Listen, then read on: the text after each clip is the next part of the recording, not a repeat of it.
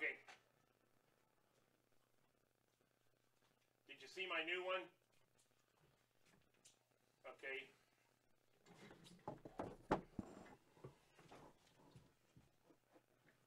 Yeah, okay. That's how I had to do it today.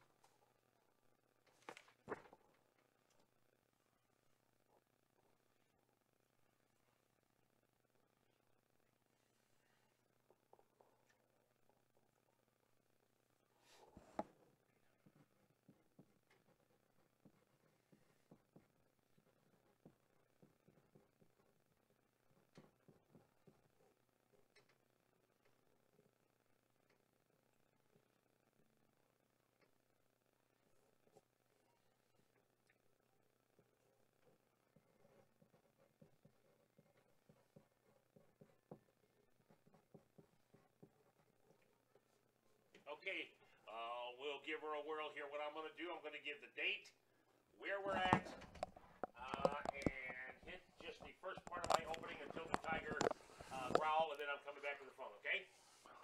Here we go. All right, today's date is the 2nd day of November. Hello, Shane. Hello, Marv and Jim. All right, here we go. We are at Willard. Welcome to Waynesville Tiger Football.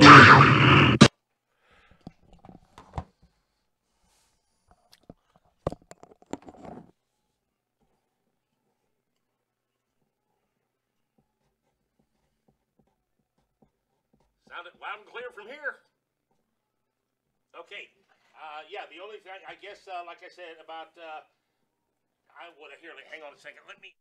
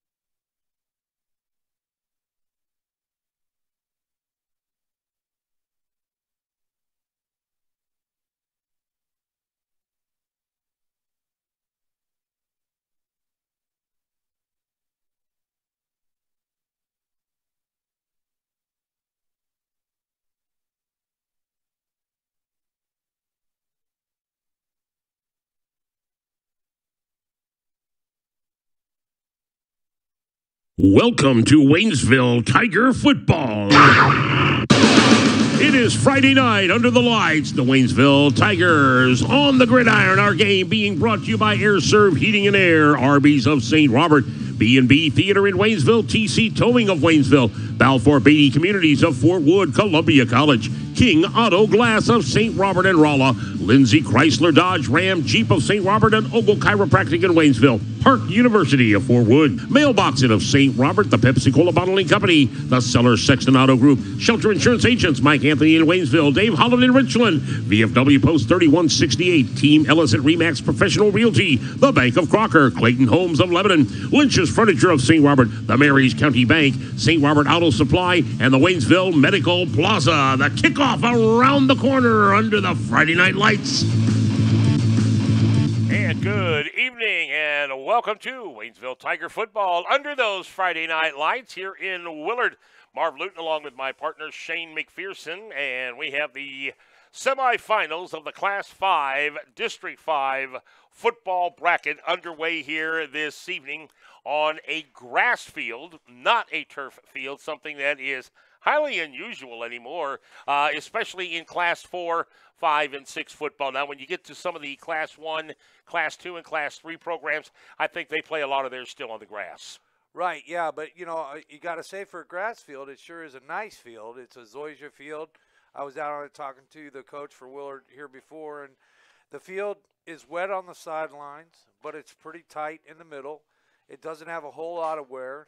I mean, it's a pretty darn nice grass football field. And they don't play soccer on it because they have a soccer facility right next door, which a lot of the turf fields combine to have, they play soccer and football on the plastic grass, but this is just strictly a football field, which is a, what do you play, like 5 home games a year? Right. You know, so yeah, this thing's in pretty, like you said, in pretty good shape. Don't have a lot of Willard fans here this evening. Matter of fact, I think some of the Waynesville fans that showed up almost outnumber the Willard fans, but they may be tailgating out in the parking lot. Yeah, it's pretty close right now. We have a pretty good following that came down. It's supposed to have a couple pep buses from the high school that came in, and so far a good following for for us for sure.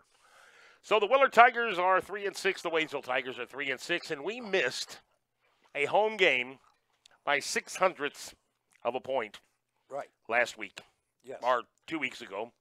I think if we would have had a little bit better showing against the Parkview Vikings, we might have been at Waynesville this evening in front of our hometown fans, but that didn't happen. So we have to deal with what we have to deal with. Right. Yeah, and you know we have a tough task in front of us. This is a pretty good-looking football team for a 3-6 team. Talked to the coach before. They're a power football team. They run a multiple set offense and a 4-front defense.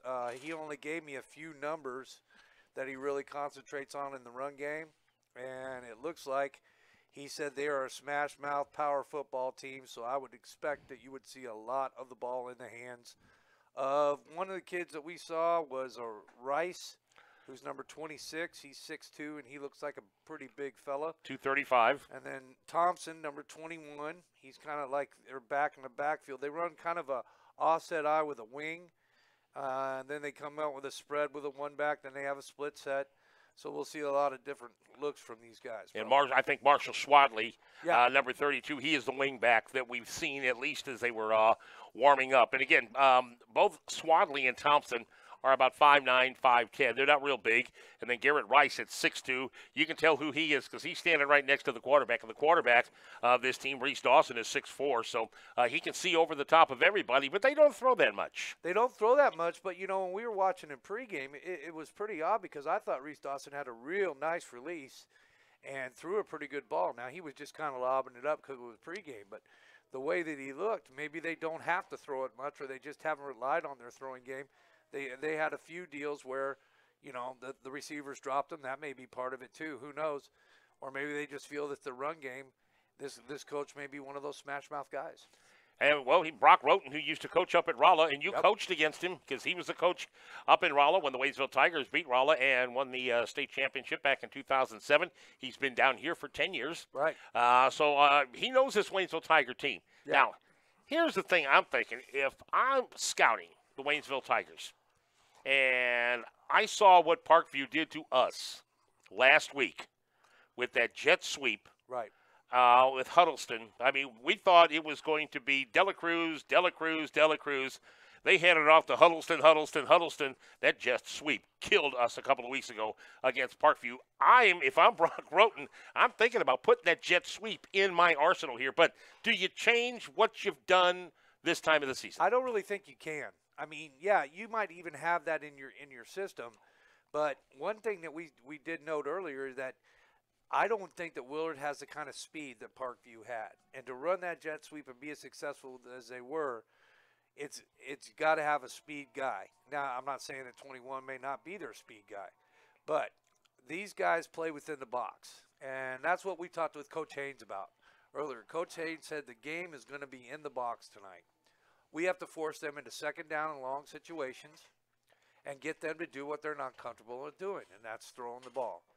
If they can get them in a few of those situations and get just exactly what we've been talking about all year with the 3 and outs, if we can get 3 of those at half, and those are almost looked at like as turnovers in a way, then if we can get 3 and outs, if we can get a turnover here or there, if we can stop them inside the box, Waynesville has a good chance to win this game. So do we switch our 3-5 defense, or do we just pull some of the linebackers a little closer to the line of scrimmage and make it look more like a 4-4? Because you're going to need 8 people in the box if that's all they do is run the football tonight. I would agree with that, and I would say that we could play a lot of man because with our speed in our secondary and the improvement of our secondary, especially in the last half of the season, that I would feel comfortable with playing a 0 or a cover 1 defense, which is strictly a man defense, and loading up that box with 7 or 8 all the time.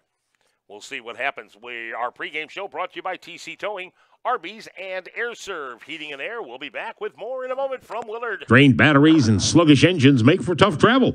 That's when TC Towing in Waynesville comes calling. They offer towing for about any vehicle on the road, but you may not know they also offer minor automotive repairs with certified technicians trained on today's cars, trucks, and SUVs.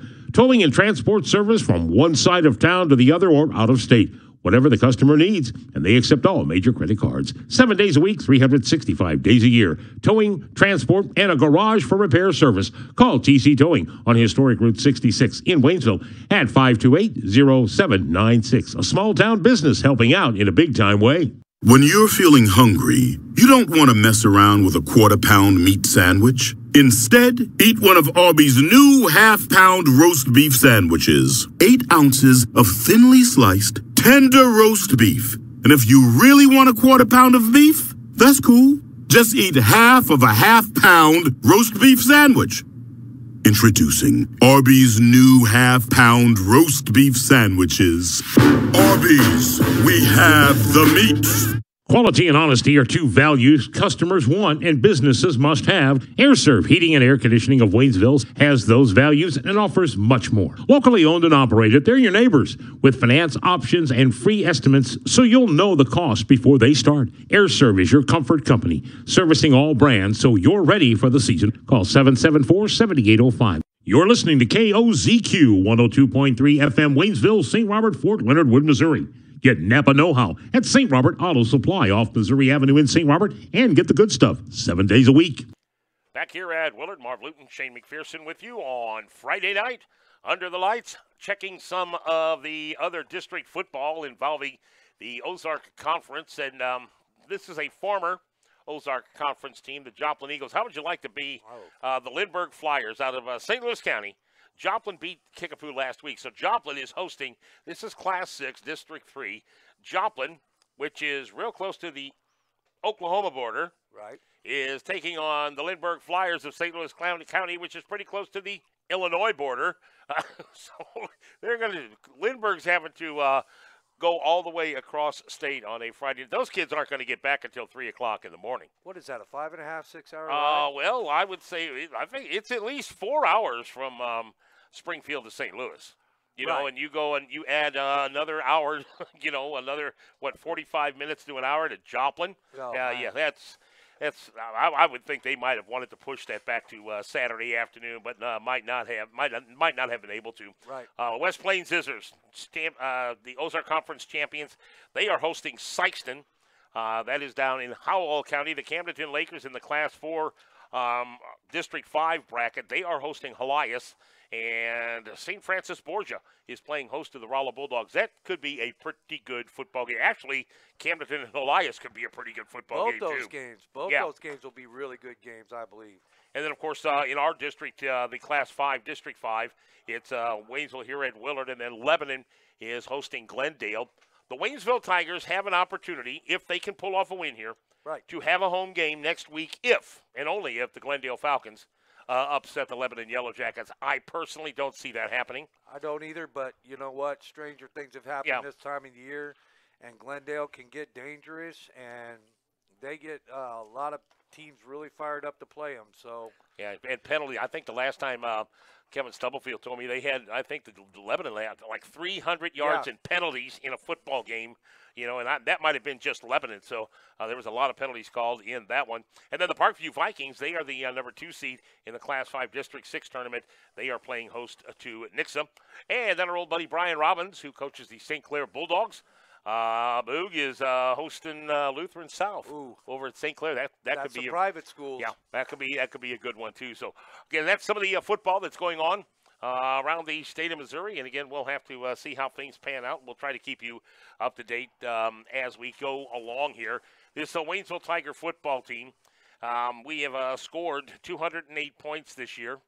Our opponents, we have given up 270 points. However, the yardage, our total yards, until last week, we actually had more yards than our opponents until Parkview. Until Parkview got done with us. And now the total yards for the Tigers this year, 2,369 for the opponents, 2,602. So about almost 250-yard difference. The Tigers have rushed for over 1,600 yards so far this year. They have given up about the same amount. So not much difference there. And again, Michael Lewis, who's started now at least 5 weeks, maybe 7 weeks. Lewis, he was thrown for 754 yards, has 9 touchdowns, but he also has 6 picks. Yes, he does. So there's times that Michael doesn't get a lot of oomph on the ball, and because he's on the run all the time.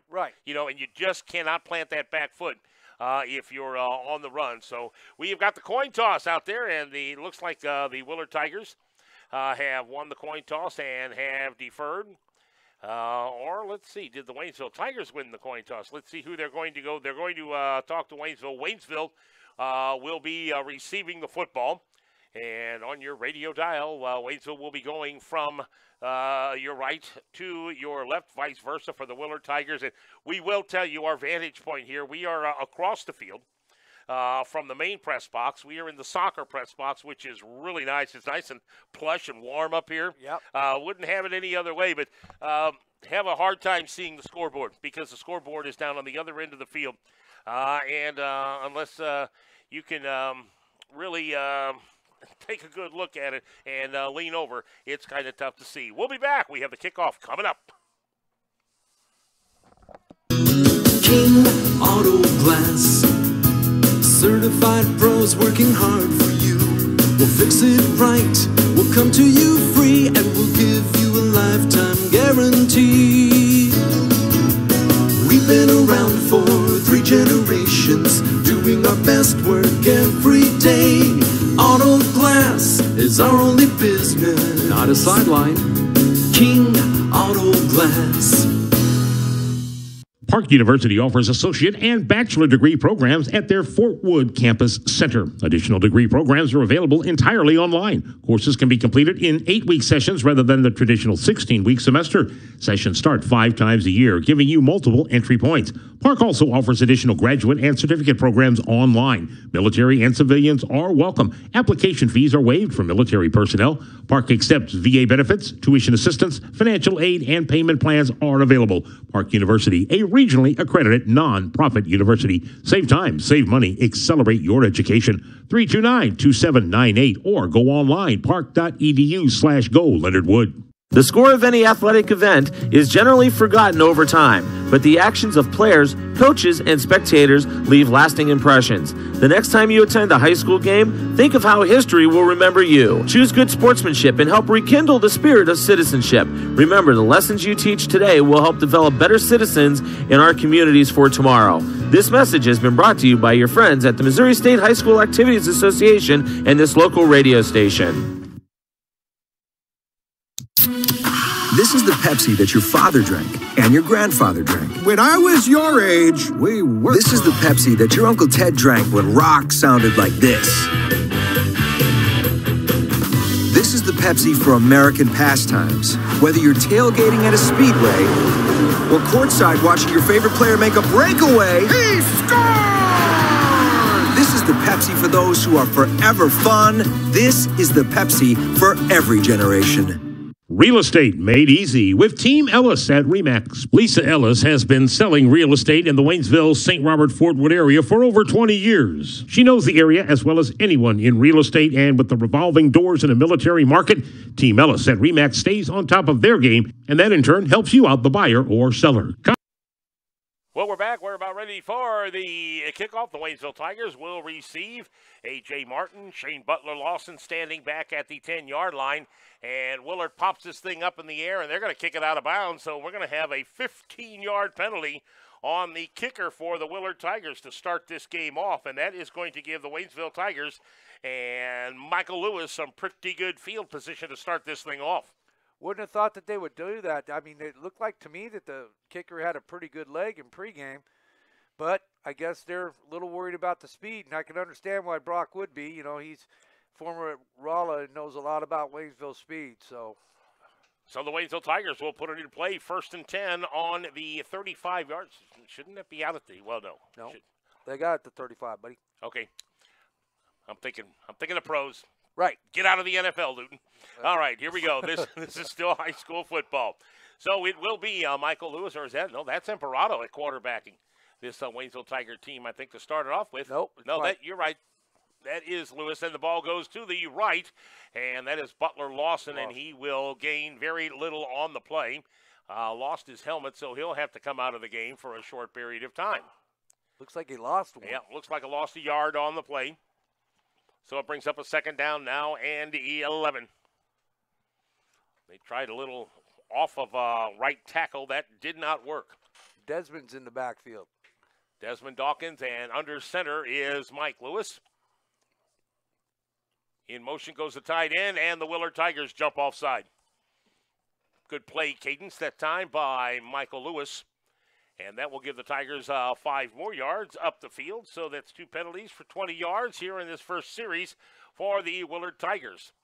So instead of a 2nd down and 11, we'll make it 2nd down now and about 6. Ball spotted at the 39-yard line. I'm looking across the field thinking I can see these yard markers, and the down, of course, they're on this side of the field. So. And the Willard numbers are kind of tough to pick out as well. Willard's numbers are very tough. They got those gray uniforms on with those black numbers, and it is going to be tough. Again, the Tigers send their tight end in motion, sets up on the other side. Here is the handoff to Dawson. He'll go off a right tackle, still on his feet. He'll pick up a couple of yards on the play. Good lateral pursuit, that time by Willard on the line of scrimmage. Dawson will pick up a couple on the play, but that is going to be it. Yeah, he came off. It was a counter move. Came off, got a couple. So it puts us in a 3rd down and about 3, a long 3. Back in the game is Butler-Lawson for the Waynesville Tigers. Single receivers to the right and to the left in motion. Snap back to Lewis. He is going to follow his blocker, and he is not going to pick up the 1st down, but there is a flag at the line of scrimmage that was thrown by the linesman in front of the side judge right in front of the Tiger bench, and it looks like that might be a motion call on the Tigers. Which, if it is, they'll probably decline it and put us in a 4th down.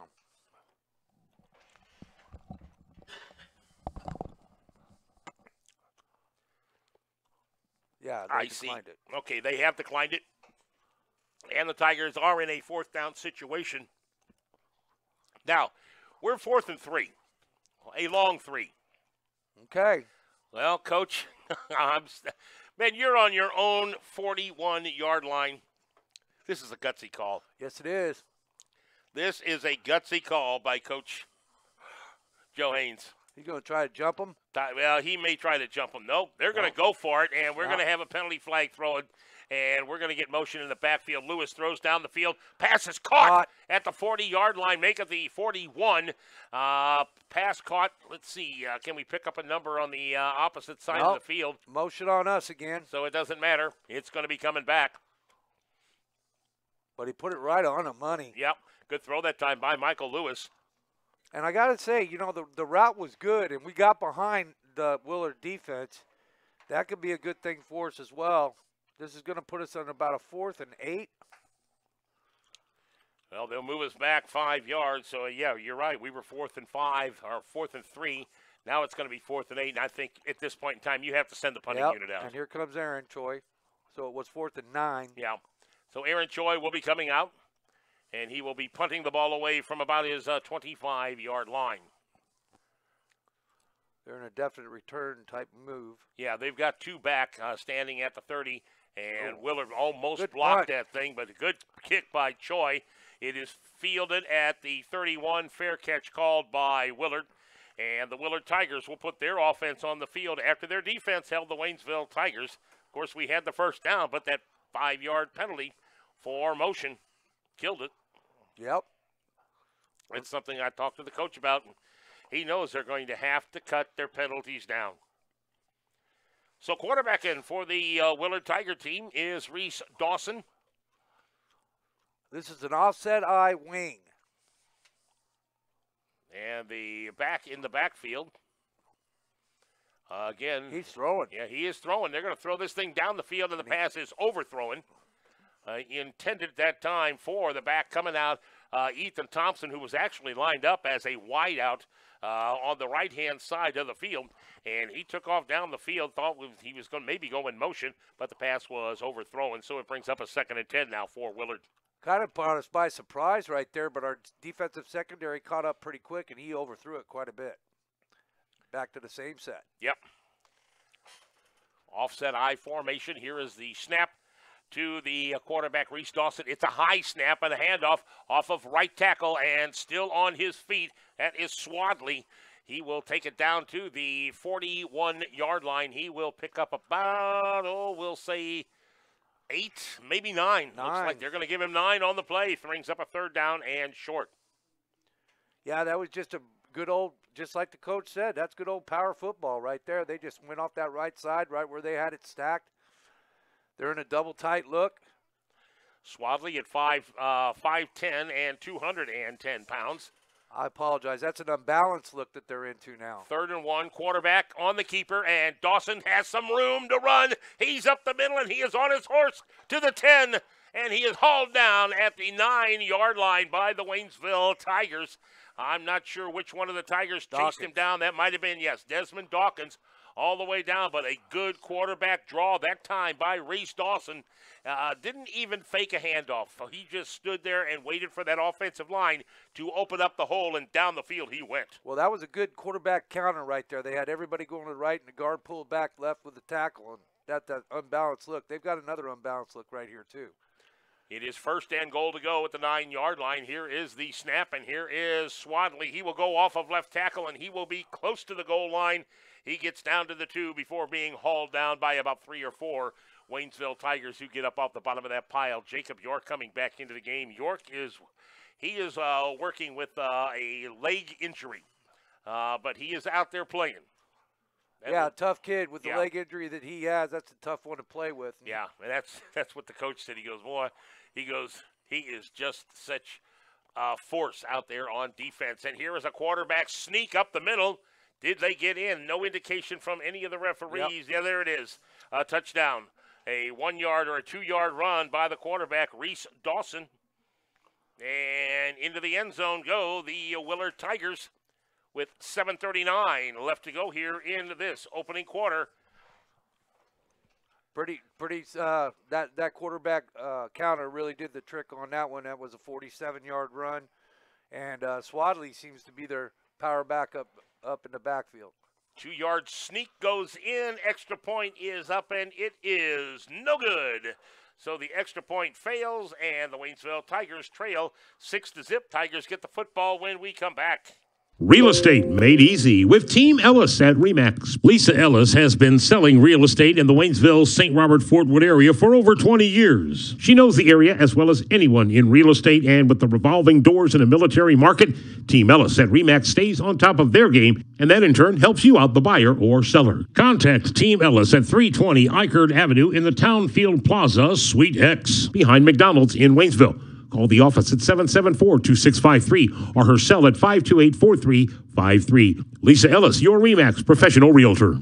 Colleges are notorious for charging fees, application fees, book fees, technology fees, graduation fees. Well, you get the point. At Columbia College, we came up with a better way. No fees, no book costs, and no surprises. That's the truth. We call it Truition.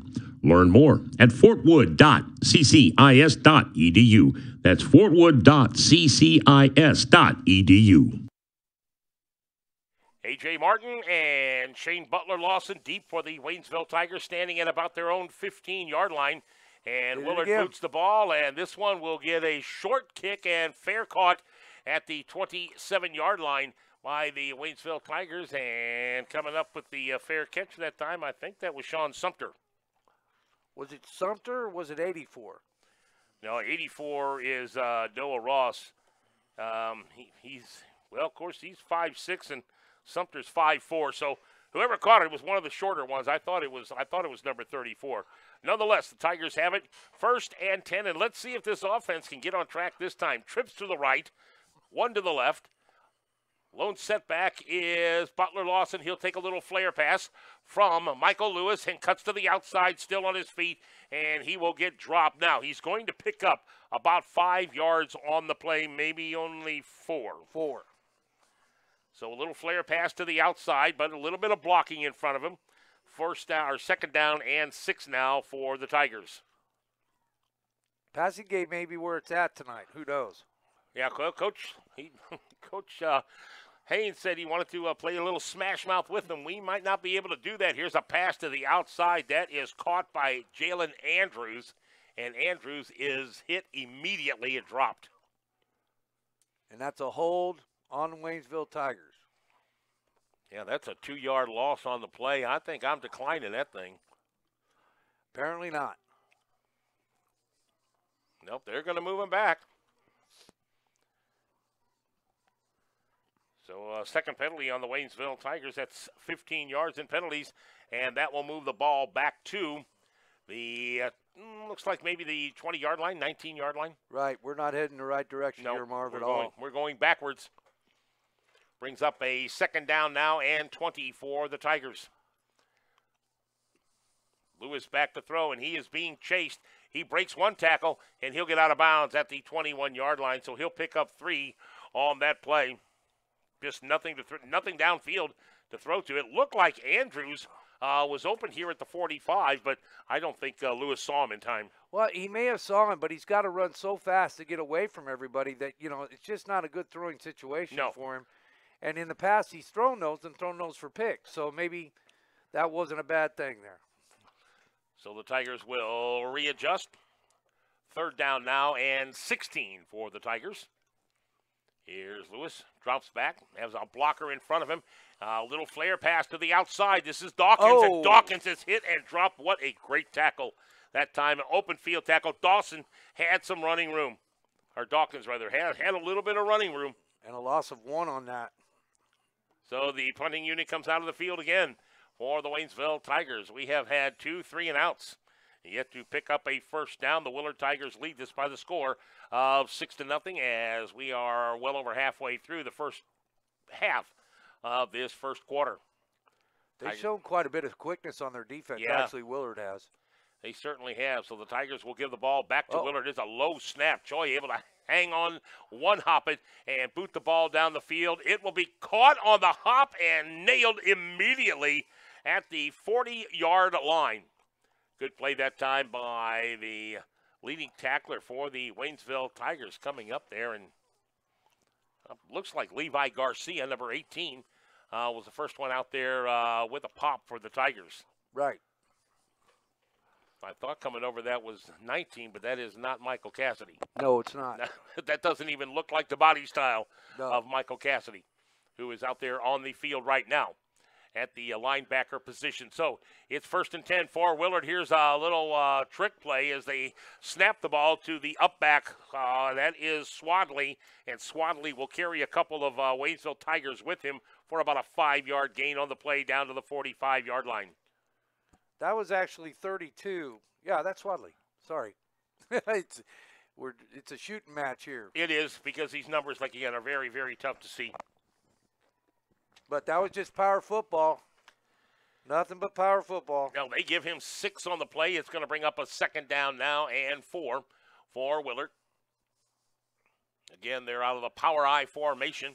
And this will be Swadley with the ball again. He's hit at the line of scrimmage. He's driven backwards this time by the Waynesville Tigers. But after he got hit at the line of scrimmage, he lunged forward for a couple of yards on the play. And they're going to give him 2. Yeah, they did. My goodness. What they're doing, Marv, they're like I said, unbalanced. That means they're bringing another lineman in on that one side, and they're really utilizing this unbalanced line. So hopefully we're getting adjusted over to it. Getting that extra blocker in there and pushing the Waynesville Tiger defense backwards.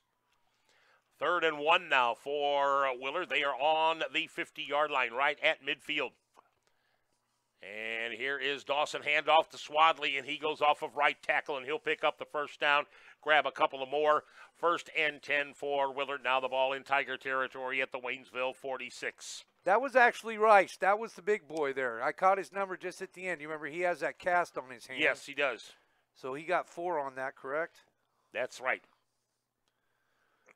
And he's Rice. the big boy in the back there. He is in the he is in the back. He's the deep back right now, out of the Right. power I formation.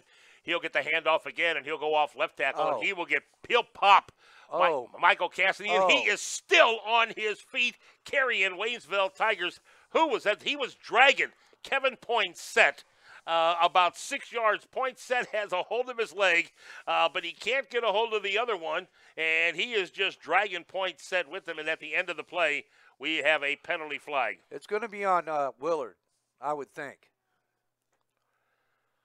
Personal foul. It is on the Willard Tigers, and the personal foul will come at the end of the play. The ball is all the way down to the 25-yard line of the Waynesville Tigers, and that'll back it up to the 40. That was a good call. You got to get that stuff going early so you can get control of it. I think that was a good call right there. So it will be still 1st and 10 for Willard, but they'll bring the ball back to the 40-yard line, and the Willard Tigers will have a little bit further to try to get it into the end zone. They're on top by the score of 6-0, scoring on their first possession. They marched it down the field. Reese Dawson, a 2-yard quarterback sneak into the end zone. They missed their extra point. Tigers, both possessions they've had here in the first quarter, they have went 3 and out. And we have a timeout on the field called by Waynesville. So Coach Joe Haynes wants a few words with his ball players. We'll be back. I'm here in the middle of the beautiful Ozarks. I'm in one of the most exciting phases of my life. But it's definitely time to relocate to a place of my own. Somewhere I can power nap in peace. Where I can have my buddies over anytime I want. Somewhere close to where I need to be, when I need to be there. I wonder what my housing options are. Alford Beatty Communities offers move-in ready 2, 3, and 4-bedroom homes in both single-family and townhome styles. Located at Fort Leonard Wood in Missouri, our residents enjoy a secure and comfortable hometown environment with the convenience of 24-hour maintenance, lawn care services, and community events. For more information, call Balfour Beatty today at 573-329-1013. Well, the Waynesville Tigers, after calling the timeout, have their defense back on the field. I'm sure Coach Haynes wanted to go over there and have his players tackle them low, guys, because you're not going to tackle them high. And here's counter play on an end around, and getting loose is the quick tailback, Ethan Thompson, and he goes down to, it looks like around the 30-yard line is where they're going to mark this thing. So he's going to pick up probably about 10 yards on the play. That will bring up 2nd down now and 5. They called a 1st down. Okay. Well, not from where the football was. I agree. Okay, well, I guess, all right, that's their third first down from our vantage point. That did not look like a first down. There's going to be movement on the Willard offensive line. So another 5-yard penalty will push them back. That's 40 yards in penalties for Willard so far. Yeah, and, they're just in a double tight. They're unbalanced with that wing. They're just coming straight at you. That last one, I mean, did they pull that whole right side? Yeah. And they pulled the whole right side, and they're going right up, and the back was quick enough to get up in there. That's the old backer sweep. Yeah, it really Student did. body right or student body left, whichever. And here is, again, the handoff again. This goes to the big back out of the backfield, Garrett Rice, and he will get it all the way down to around the 30-yard line. He'll pick up that 5 yards back again. Yeah, that's just power football. There's nothing more to it but power football than that. I mean, they're just lining up with pretty much 9 on the line and saying, "Here we come."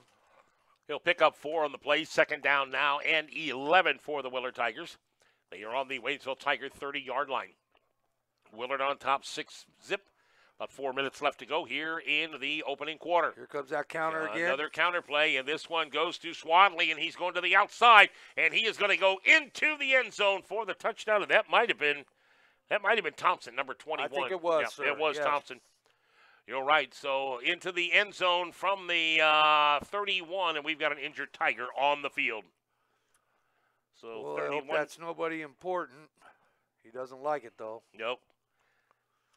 31-yard sweep by Thompson, and the Willard Tigers have put another 6 on the board, and we have an injured Tiger on the field. We'll take a break, hear from some of our fine sponsors. We're coming right back.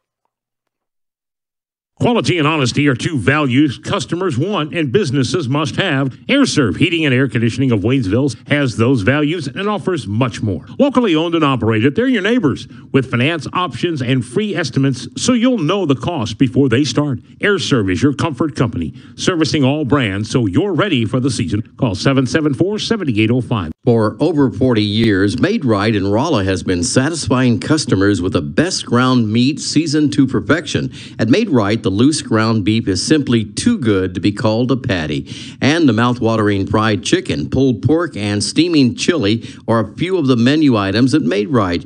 You won't go wrong when you pull into Made Right at 1028 Kings Highway in Rolla, because everything there is always made right.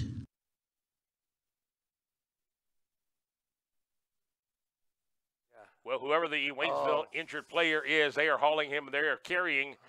His teammates are helping him off the field. It looks like a left leg injury. And is it Breck? Is that Tim Brecht, number 54? Kind of looks that way. Well, I sure hope not. It's a 4 on the. We can't pick up the other number.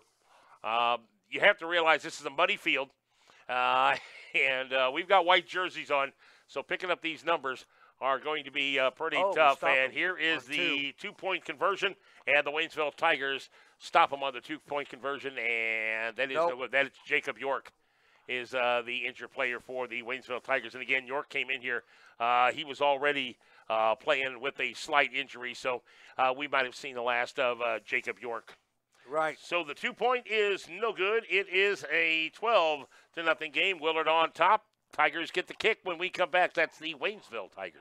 1911, the first Indianapolis 500 was run. IBM was incorporated. Groundbreaking began for the famed Fenway Park in Boston. The great communicator Ronald Reagan was born, and so was the Bank of Crocker. 107 years later, the Bank of Crocker is still going strong and has grown in more ways than one. They're still your full-service home-owned bank, but with today's latest technology, you can do your banking anywhere in the world and do it from a cell phone. And there's a few more branches on their family tree, with 4 locations in Crocker, Richland, Waynesville, and St. Robert. The Bank of Crocker, member FDIC, and equal housing lender.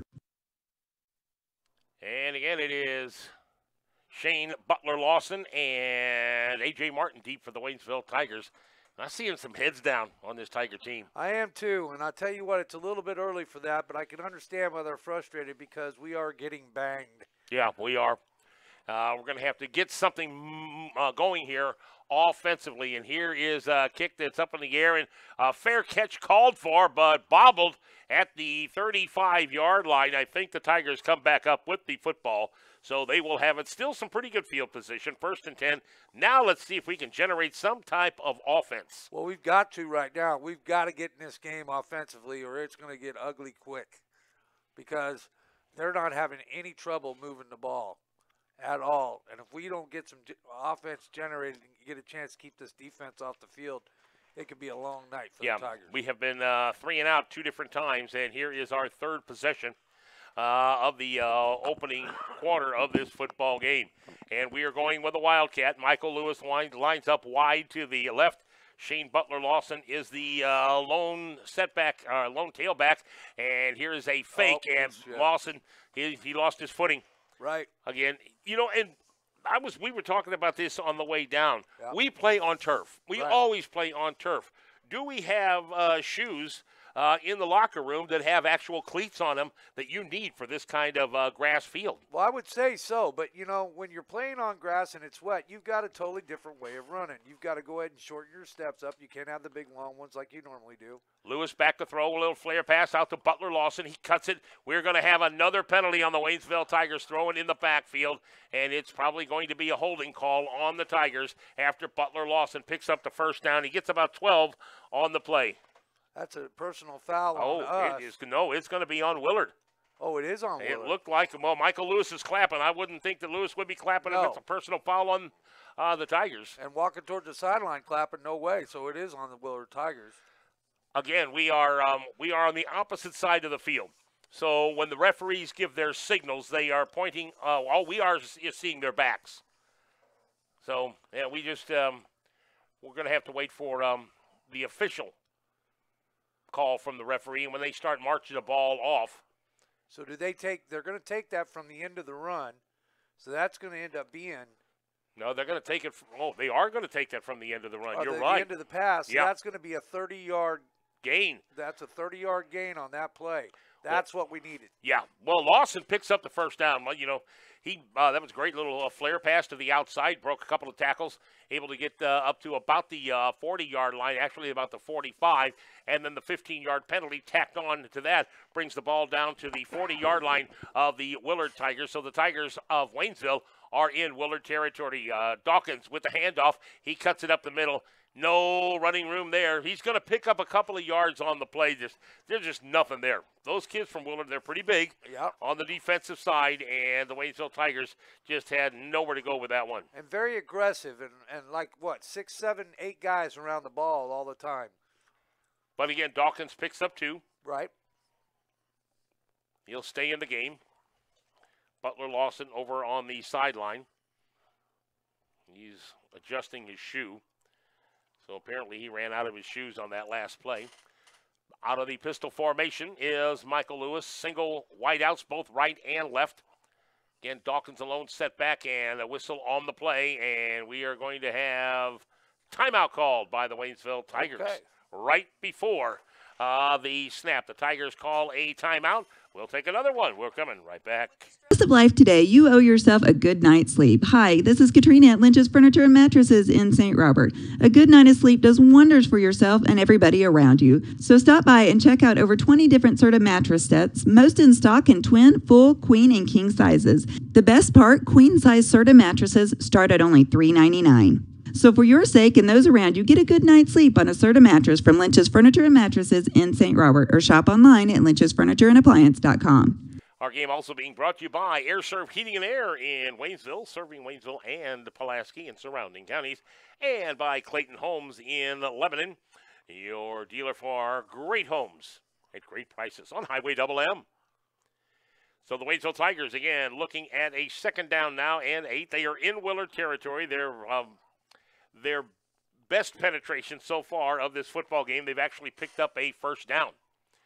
And Lewis fakes the handoff to Dawkins. He will run to the opposite side of the field. He's got a little bit of an opening, and he is going to be nailed. What a great tackle that time.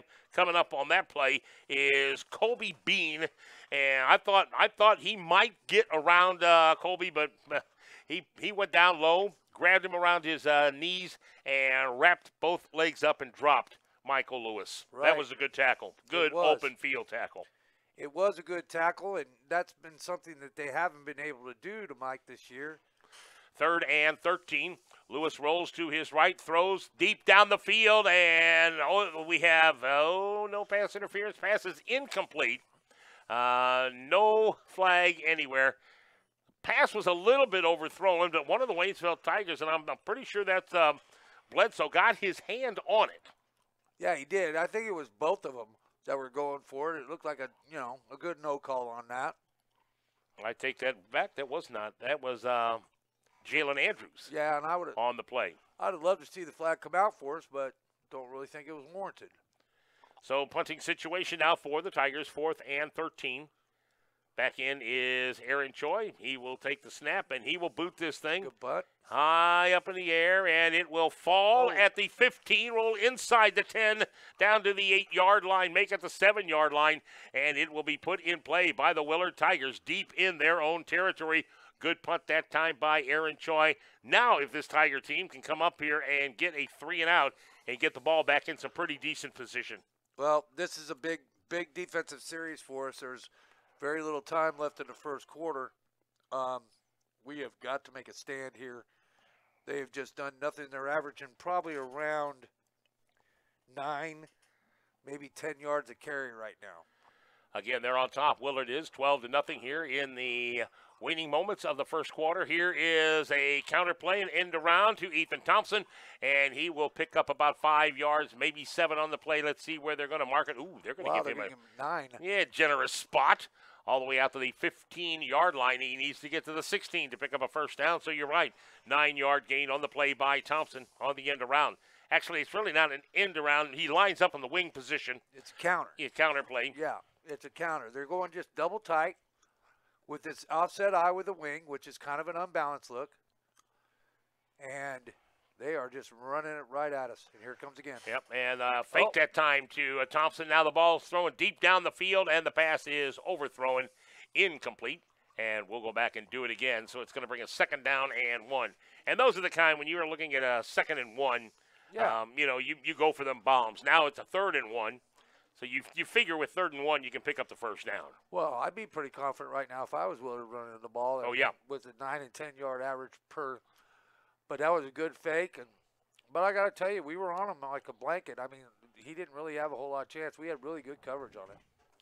So 3rd and 1 now for the Willard Tigers. Again, they're on their own 15-yard line. And in motion is Thompson. Quarterback is Dawson. He'll keep it, and he gets some running room. He is to the 50. He's to the 40-yard line, and he's going to be run out of bounds at about the 39. Reese Dawson for the Willard Tigers, again, on a great quarterback keeper. Again, that's that same draw play we saw earlier in this quarter. Yeah, it sure is, and that was 35 plus 10, 45, 43-yard run on that. And that is the end of quarter number 1. It is a 12-0 lead for the Willard Tigers over the Waynesville Tigers. Willard has the ball, and they are marching down the field. We're coming right back. What if you stepped out of the picture tonight? How would you want to be remembered? And who would make decisions about planning your funeral service? This is Martin Vernon, owner of Memorial Chapels and Crematory. We help families create meaningful services that respect and honor the memory of their loved one's life. At Memorial Chapels and Crematory, we offer our support and guidance when your family needs us the most. Seller Section is your place to get your next truck during the All-American Sales Event. With discounts and rebates totaling over $12,000 off on 2018 F-150 XLT. There's 0% financing with approved credit, plus up to $3,500 in rebates. And Ford salutes all of our military members, police, fire rescue, and first responders with $1,000 in additional savings. Whether it's half-ton, 3/4, or 1-ton, we are your local truck headquarters. Every new Ford from Seller Section comes with tires for life. Shop us online at sellersection.com, and remember, Seller Section sells satisfaction. Back here, Marv Luton along with Shane McPherson. Beginning of the second quarter, Waynesville Tigers trailing 12-0. Willard with the football and moving the ball down the field. Worried about their 3 running backs, Ethan Thompson, Garrett Rice, and Marshall Swadley, who've had some pretty good games, but it's their quarterback who leads this team in rushing so far. And here is Dawson, takes the handoff, shoots it to the outside, and one nice tackle, but not before a gain of about 12 yards on the play. I believe it was Thompson. It or was it Thompson. Swallow? No, Thompson. It was Thompson on the play. Sorry, guys, it's hard to see. He'll pick up another first down. That's the 4th first down picked up by the Willard Tigers, and that brings the ball down to the Waynesville Tiger 23-yard line. 1st and 10 for Willard. And they break the huddle. The center goes over, touches the ball, and now go back to the huddle, and the penalty flag comes out. So that is going to be illegal touch? Well, it would be motion penalty, because when you put your hand on the football, if you're the center and then you back off and go back to the huddle, you have already established that. And the center can't go in motion, is that correct? That's pretty much so. So after he touched the football, he pulled his hand off and went backwards. So that's a 5-yard penalty on Willard. Again, Dawson, their quarterback, works out of the pistol formation, and he gives the ball to Rice, and the Tigers trying to wrap him up in the backfield, but they cannot. He sticks his helmet down, and he just bowls over Ian Williams. Williams is able to slow him up enough to bring some more ball players over there, but the rest of the defense had to help the Tigers out, and he broke one tackle in the backfield. I'm not sure which one of the Tigers. He just bowled him over. And actually, that was Swadley, because he got up and the light flashed on his back, and it was 32 on that one. So a gain of about 7 on the play brings up a 2nd down now and 3. The ball sitting at the 15-yard line of the Waynesville Tigers. Willard with a 12-0 lead, and here is Rice. And Rice will go up the middle and down to the 10, toward the 10. He may be close enough for a first down. Let's see if they give it to him. He's awful close. Well, looks like he may be a yard short, so they gave him 2 on that. So that'll bring the ball. They're going to spot it at about the 11.5-yard line, maybe the 12. Yeah, I'd say probably the 12. Yeah. So it'll bring up a 3rd and short now for Willard. Again, they're on top 12-0. We're just underway in the 2nd quarter of this football game. It's districts, and if you lose, you're done. And here's Dawson with the keeper. Got loose. We had him. Yeah, we had him in the backfield, and then he bounced off to the right side, busted through on the behind the right tackle, and picked up the first down. Grabbed a couple of more yards on the play. Get the ball inside the 10-yard line, down to the 9. Had him the first time. Could have stopped him there. Got to wrap him up. I'm sure they would have went for it anyway, but at least we would have had a chance at it. Now they're 1st and goal from the 9. That's correct. That's right. And a 12-0 lead for Willard. Excuse me. Yeah, that's happening a lot here tonight. Yeah, it's an unbalanced line to the right this time. And here is, again, the snap. And this time it did not go to the quarterback. It went to the running back, Swadley, and he ran off of right tackle. And that was a play that fooled the Tigers. Fooled me up here in the press box, too. That's all the way down to the 1-yard line. He almost got into the end zone.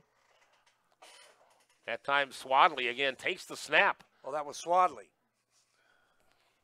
And here he is again, and he will take it, and he will get into the end zone that time.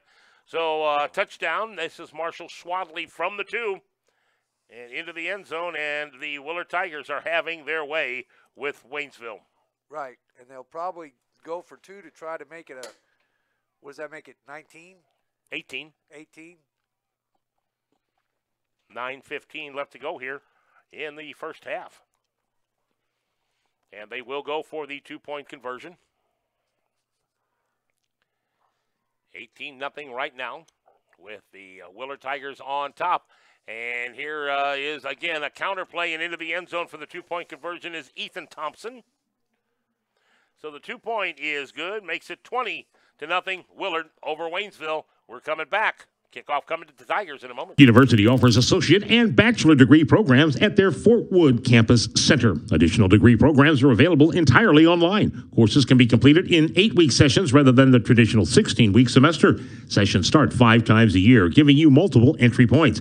Park also offers additional graduate and certificate programs online. Military and civilians are welcome. Application fees are waived for military personnel. Park accepts VA benefits, tuition assistance, financial aid, and payment plans are available. Park University, a regionally accredited nonprofit university. Save time, save money, accelerate your education. 329-2798 or go online, park.edu/go. Leonard Wood. Well, the Willard Tigers leading this 20-0, running right at the Waynesville Tigers at will. Reese Dawson, their quarterback, scoring from a 2-yard line on a 2-yard sneak. 31-yard sweep by Ethan Thompson. And then Marshall Swadley goes in from the 1-yard line. Again, they're getting the ball down in the red zone, and they're cashing in. Yep, and they're not stopping with it either. They're running the same stuff at us and just kind of pouring it right down our throat. Tigers been held to 1 first down in this contest, and here's a fair catch at the 35-yard line called by Aaron Imperato of the Waynesville Tigers. Good thinking there, Aaron. You got the ball in pretty good field position. Actually, going to spot it at the 34. That ball was kicked high up in the air, and when Imperato saw all the Willard Tigers coming right at him, he did the right thing, threw that hand up in the air, and he fair caught that thing. Right. So the Tigers coming back on the field. The Waynesville Tigers in their orange trousers and their white shirts. Not real white here on this grass field that has seen some rain over the last couple of days and even on the way down here. Here's Lewis with the handoff to Butler Lawson, and good lateral pursuit all against the line of scrimmage. My goodness. 1, 2, 3 Willard Tigers followed Butler all the way across the line of scrimmage. Now, Butler was able to pick up a couple of yards on the play, but only because he dove after they yanked his face mask. He didn't get the call. Right. He's telling the referee that too, showing him they yanked my face mask. That's how they slowed me down. So 2nd and 8 for the Tigers. Lewis back to throw, fakes the handoff. He'll roll to the right. He'll keep it, and he'll cut up the middle, and there's just nowhere to go. He might have picked up a yard on the play. It'll bring up a 3rd down now and about 7 for the Waynesville Tigers. They're going to spot this thing right at the 35-yard line. They gave him absolutely no gain on that whatsoever. This is not what we want to be doing right now. I mean, as far we got to get some offensive production. We're in a 3rd and 7 situation. Need a 1st down for sure, Marv. Certainly do. We've only had 1 here in this contest. Shane Butler Lawson in the backfield. Lewis back to throw. Tigers sending 2 down the field, and here's a pass that is overthrown, intended for Anthony Bledsoe. And Bledsoe cut back into the middle, and the pass was just to the outside of him. He dove back, tried to make the catch. It would have been a highlight reel catch if Bledsoe could have made it, but it goes incomplete, and that brings up a 4th and 7 for the Tigers. And, Coach Joe Haynes, I don't see the punting unit come on the field right now. At this point in time, you have to get something done. Right. Imperato's on. Imperato's coming into the game. He will line up at a wideout. Cassidy's on. Lewis is back at quarterback with Sheen. Jalen Andrews and Cassidy lined up wide to the right. Butler Lawson in the backfield. Lewis back to throw. A little flare pass to Butler Lawson. He catches it, and he will pick up the 1st down.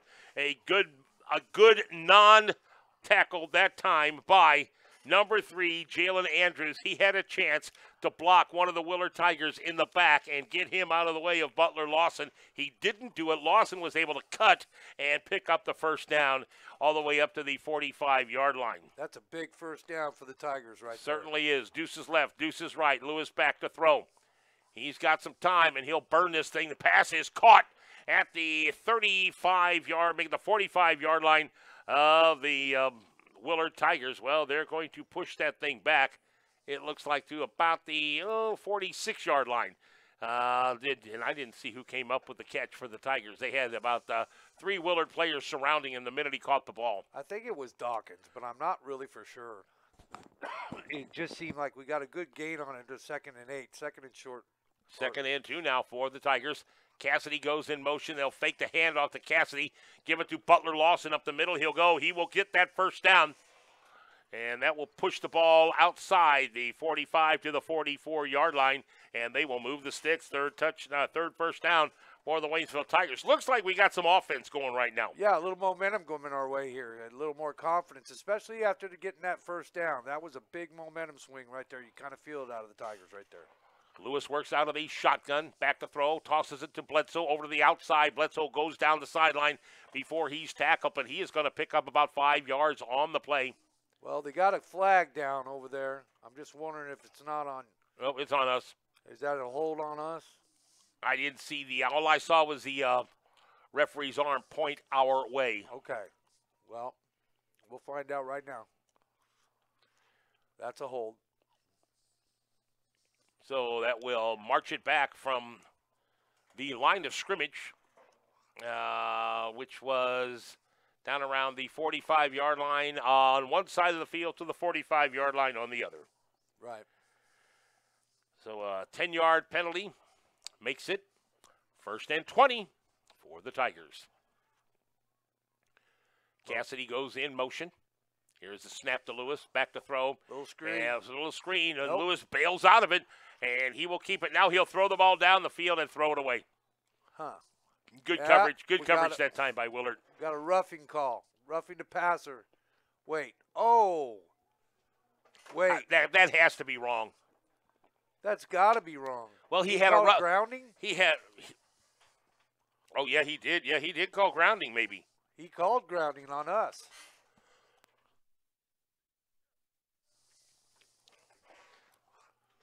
That is terrible. Oh, my gosh. That How is can he terrible. call grounding on that? Lewis was well out of the pocket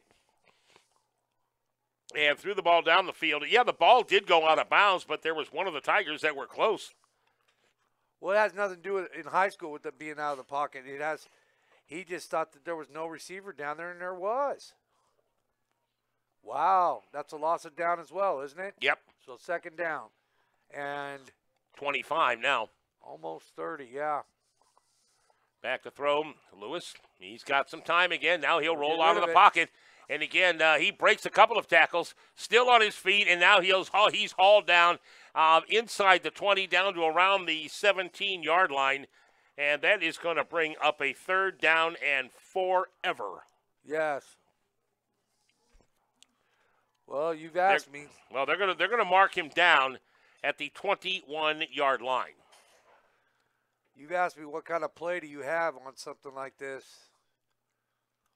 This is a hope and pray play. Yeah, we're like 3rd and 50. Yeah, it's pretty much back there. We need to get the ball all the way down to the Willard 34-yard line for a 1st down, and we're back at our 21. Lewis drops the ball, picks it back up, rolls to the outside, and he is going to be buried. He is going to be popped and dropped that time. And getting up off the bottom of that pile, it looked like Wyatt Collins, 6'1", 185-pound senior, who just put his shoulder pads right in the helmet of Michael Lewis and came down on top of him. Another big loss on the play, the ball all the way back to the 10-yard line, which makes it a 4th and 60. Wow.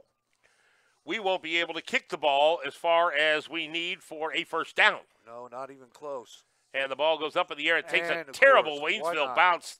Guys, put your hand on the ball. And they finally did. Coming up was Sergio Carrillo, who put his hand on the ball, stopped it from going back the other way. But it is at the Waynesville Tiger 32-yard line is where the Willard Tigers will put the ball in play, leading this by the score of 20-0 here in the 2nd quarter with about, it looks like 4:52 left to go. Yeah, here they go. Well, why would they change? They're in that double tight offset. And here is a quarterback, throwing. Dawson, down the field. there's Wide. nobody Where else. is anybody? Oh, wide open into the end zone. Touchdown.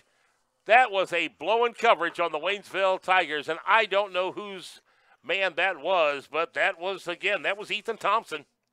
Well, it was the corner. If they were in a cover 3, the corner should have stayed deep. But if they were in a cover 1, then nobody had the back coming out, which should have been the free safety. So I'm telling you, they just both took the post route inside and left the back wide open for 32-yard touchdown. And they'll go for 2 again. And in motion is Thompson, and he will take the handoff, and he will go into the end zone for the 2-point conversion. That will make it 28-0. Willard on top of Waynesville, and we will come back with the kickoff. Waynesville going to get the ball again when we return. King Auto Glass, certified pros working hard for you. We'll fix it right, we'll come to you free, and we'll give you a lifetime guarantee. We've been around for 3 generations, doing our best work every day. Auto Glass is our only business, Not a sideline. King Auto Glass.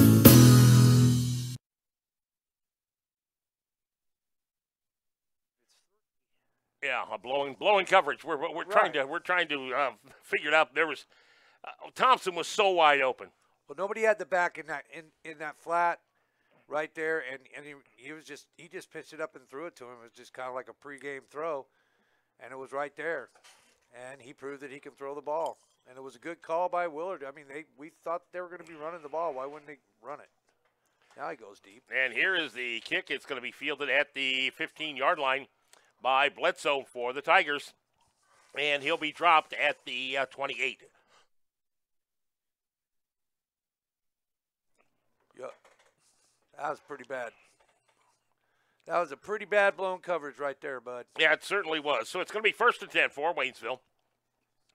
They'll put the ball in play at the 28-yard line on this grass field at Willard. Tigers from Waynesville trailing Willard Tigers 28-0 with a little over 4 minutes left to go here in the first half.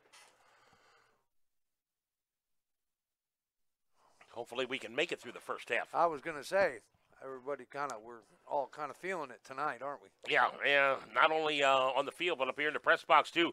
Here's Lewis. He shakes one tackle, but he is not going to shake the second or third. Boy. And he will get dropped behind the line of scrimmage, and he will lose maybe a yard on the play. Going to bring up a 2nd down and 11. That time he popped out to the left-hand side, spun away from one tackler, but by the time he was spinning away from one tackler, the good lateral pursuit by Willard on the line of scrimmage took care of business. So 2nd and 11 now. Lewis will take the snap, handoff to Butler Lawson, and Lawson takes it up to about a 8-yard gain on the play. That's going to be close to a first down, but the Tigers are going to come up a little bit short. Brings up a 3rd and 1. Ball outside the 35-yard line at the 36. Yeah, well, that was best run of the night for Sheen. That was a 9-yard carry. So Lewis comes out of the game. Imperato comes in at the quarterback position for the Tigers. Imperato will send a man in motion, and he will keep it on the quarterback. But again, Imperato will dive for the first down. I thought they had him behind the line of scrimmage, but he was able to shake the tackle and dive for the first down. And now Lewis back into the game after the Tigers pick up their 4th first down of this football game. Ball spotted at the 40-yard line. That's the Tiger 40-yard line. That's Waynesville's Tigers. Lewis, again, out of the pistol formation, back to throw. And he's got Imperato open momentarily, and Imperato jumps up in the air, and we're going to have a pass interference call against Willard. Imperato had a good look at that ball, but he got hit from 2 different sides by Willard as he was going up after it.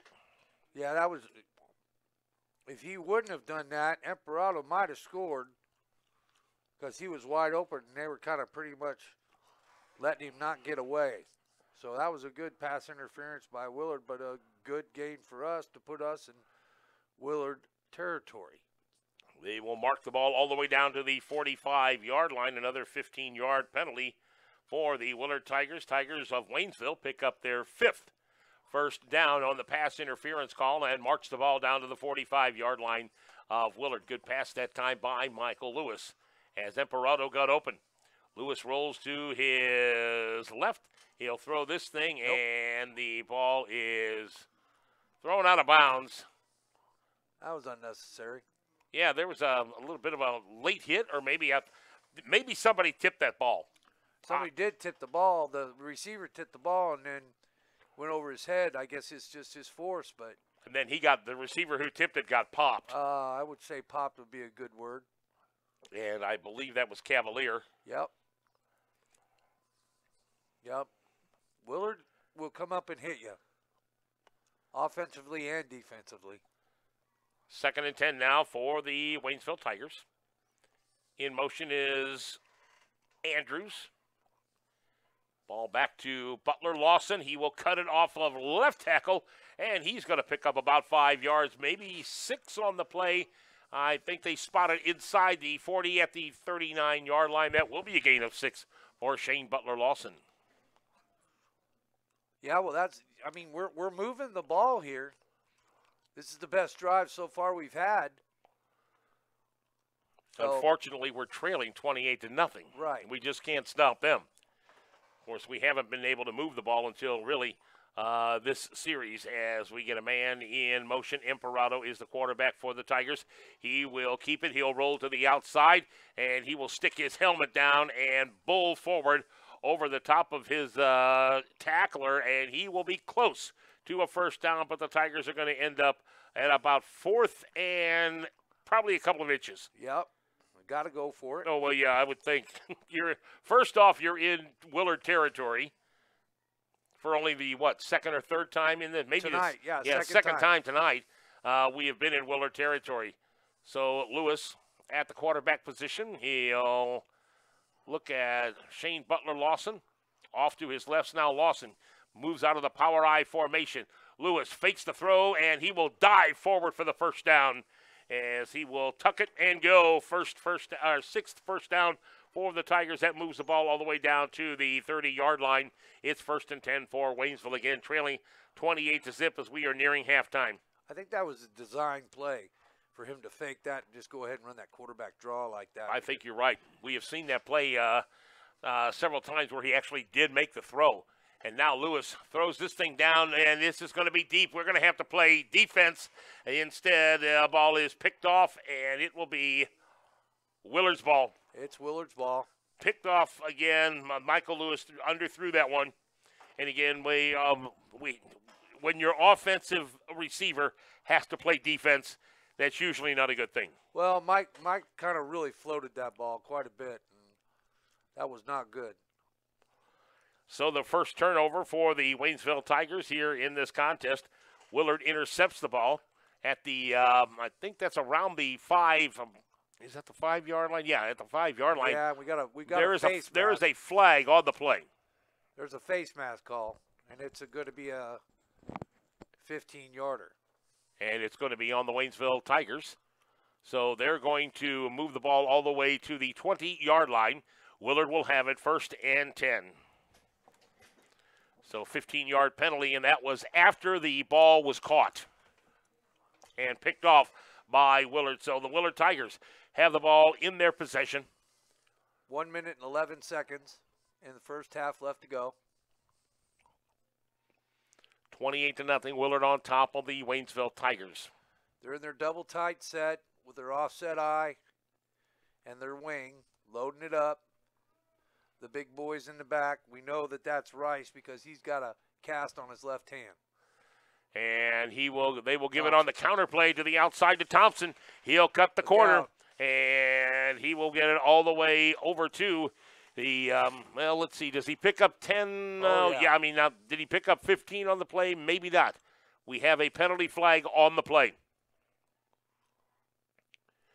It is right in front of the Willard bench. Not sure what the penalty is. The referees are discussing it. And they're going to march it off against Willard. It's a holding penalty. Yeah, it sure is. So that's 70 yards in penalties for Willard. So they're going to bring this thing back to the 20-yard line. So it must have happened. Well, it happened at the first down marker because it's 1st and 10 again. Yeah. So the 10-yard penalty didn't really affect him except it didn't move the sticks. So we're back to 1st and 10. Little flare pass to the outside. This is incomplete, intended for Garrett Rice. That wasn't even close. No, that wasn't a very good ball. You can tell why they don't throw it very much. that was their first trips look all night as well. So, well, I'll tell you what, the way they run the ball, they don't have to throw it. And as far as that speed to the outside, yeah, Mr. Thompson has it. Yeah, he does. Thompson's quick. Here's the quarterback, Dawson, back to throw. Here come the Tigers. He gets out of it and throws the ball down the field. It is caught by his tight end, and he is knocked out of bounds right around the, let's see where they're going to mark this thing, right around the 40, make it the 38-yard line, is where the Waynesville Tigers able to knock the receiver out of bounds. Didn't catch a number on the receiver. I did not either. It was way over there on the dark side over there. And with gray jerseys and black numbers, it is impossible to see numbers on that side of the field. Impossible.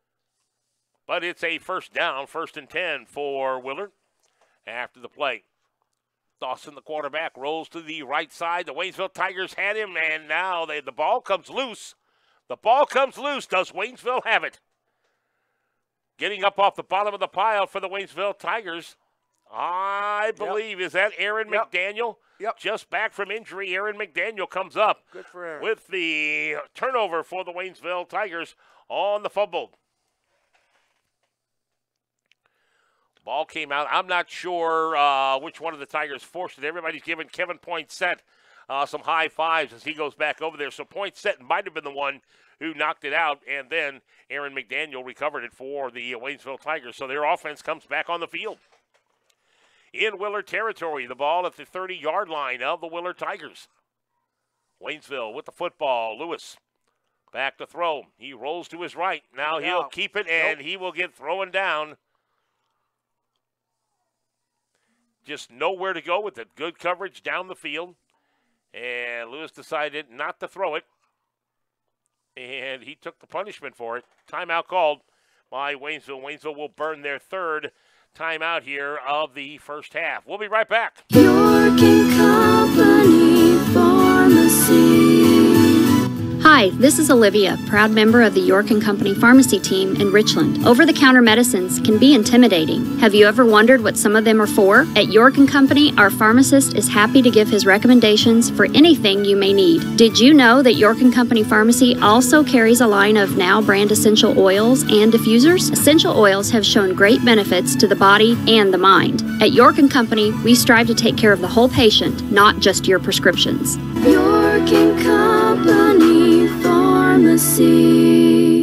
Switch to the Marys County Bank free mascot checking today and help support your local school. For each active mascot checking account, the Marys County Bank will donate $1 every month to your school. Last school year, the Marys County Bank donated over $39,000 to our participating school districts. Schools supported are Dixon, Vienna, Richland, Lakeway, Stoutland, Crocker, Iberia, Owensville, St. James, Swedberg, Bell, and Fatima. Plus, show your school spirit with your mascot logo on your personal checks and debit cards. With 10 locations in the area, there is a Marys County Bank close to you, or go online to maryscountybank.com. The Marys County Bank, pride in our past, investing in your future. Member FDIC, Equal Housing Lender.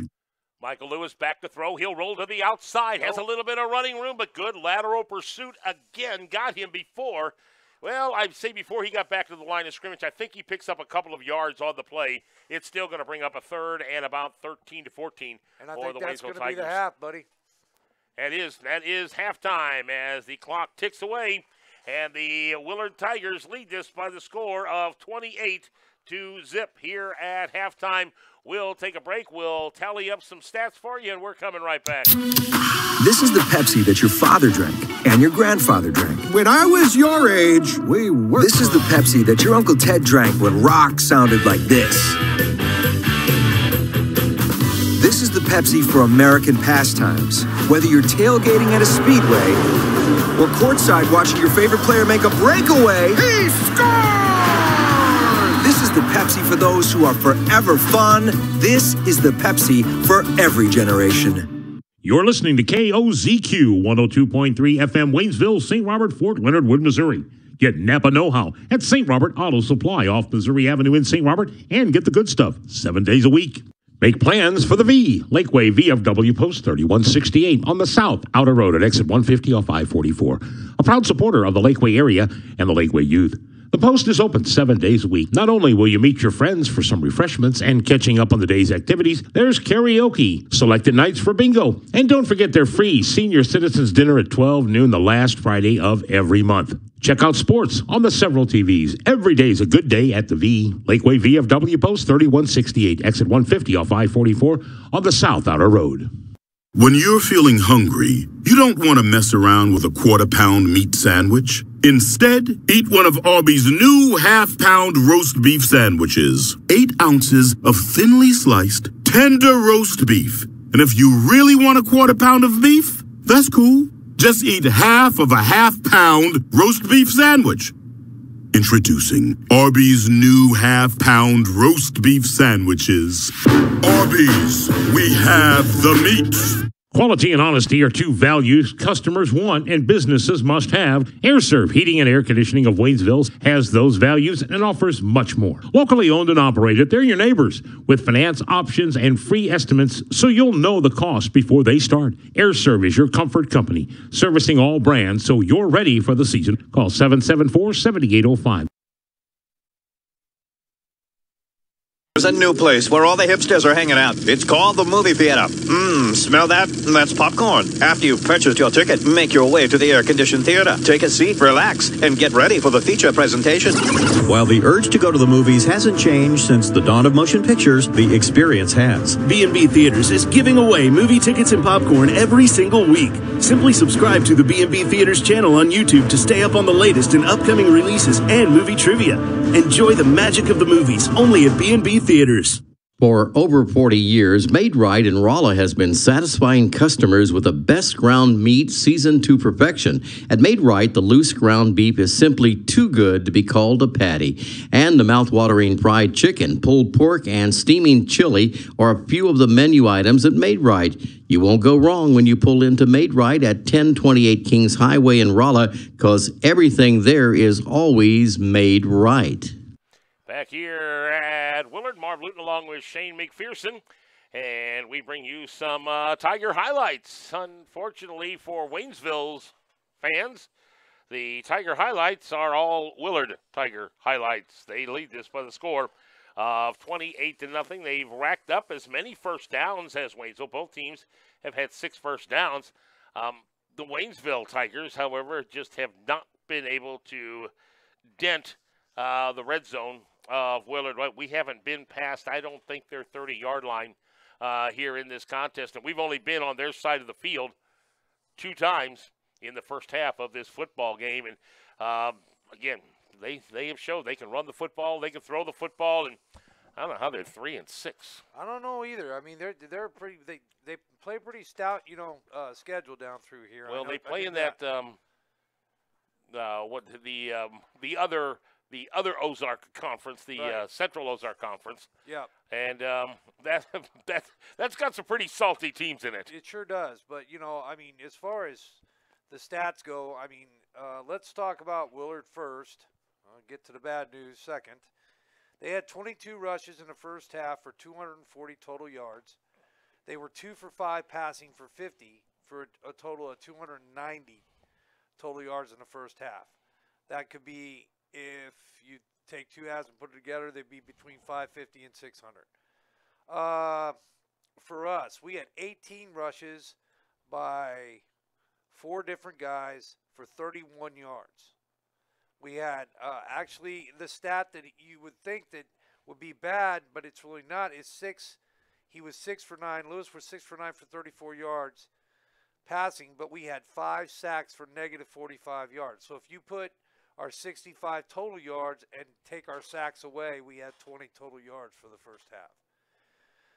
It's just we can't get anything going offensively.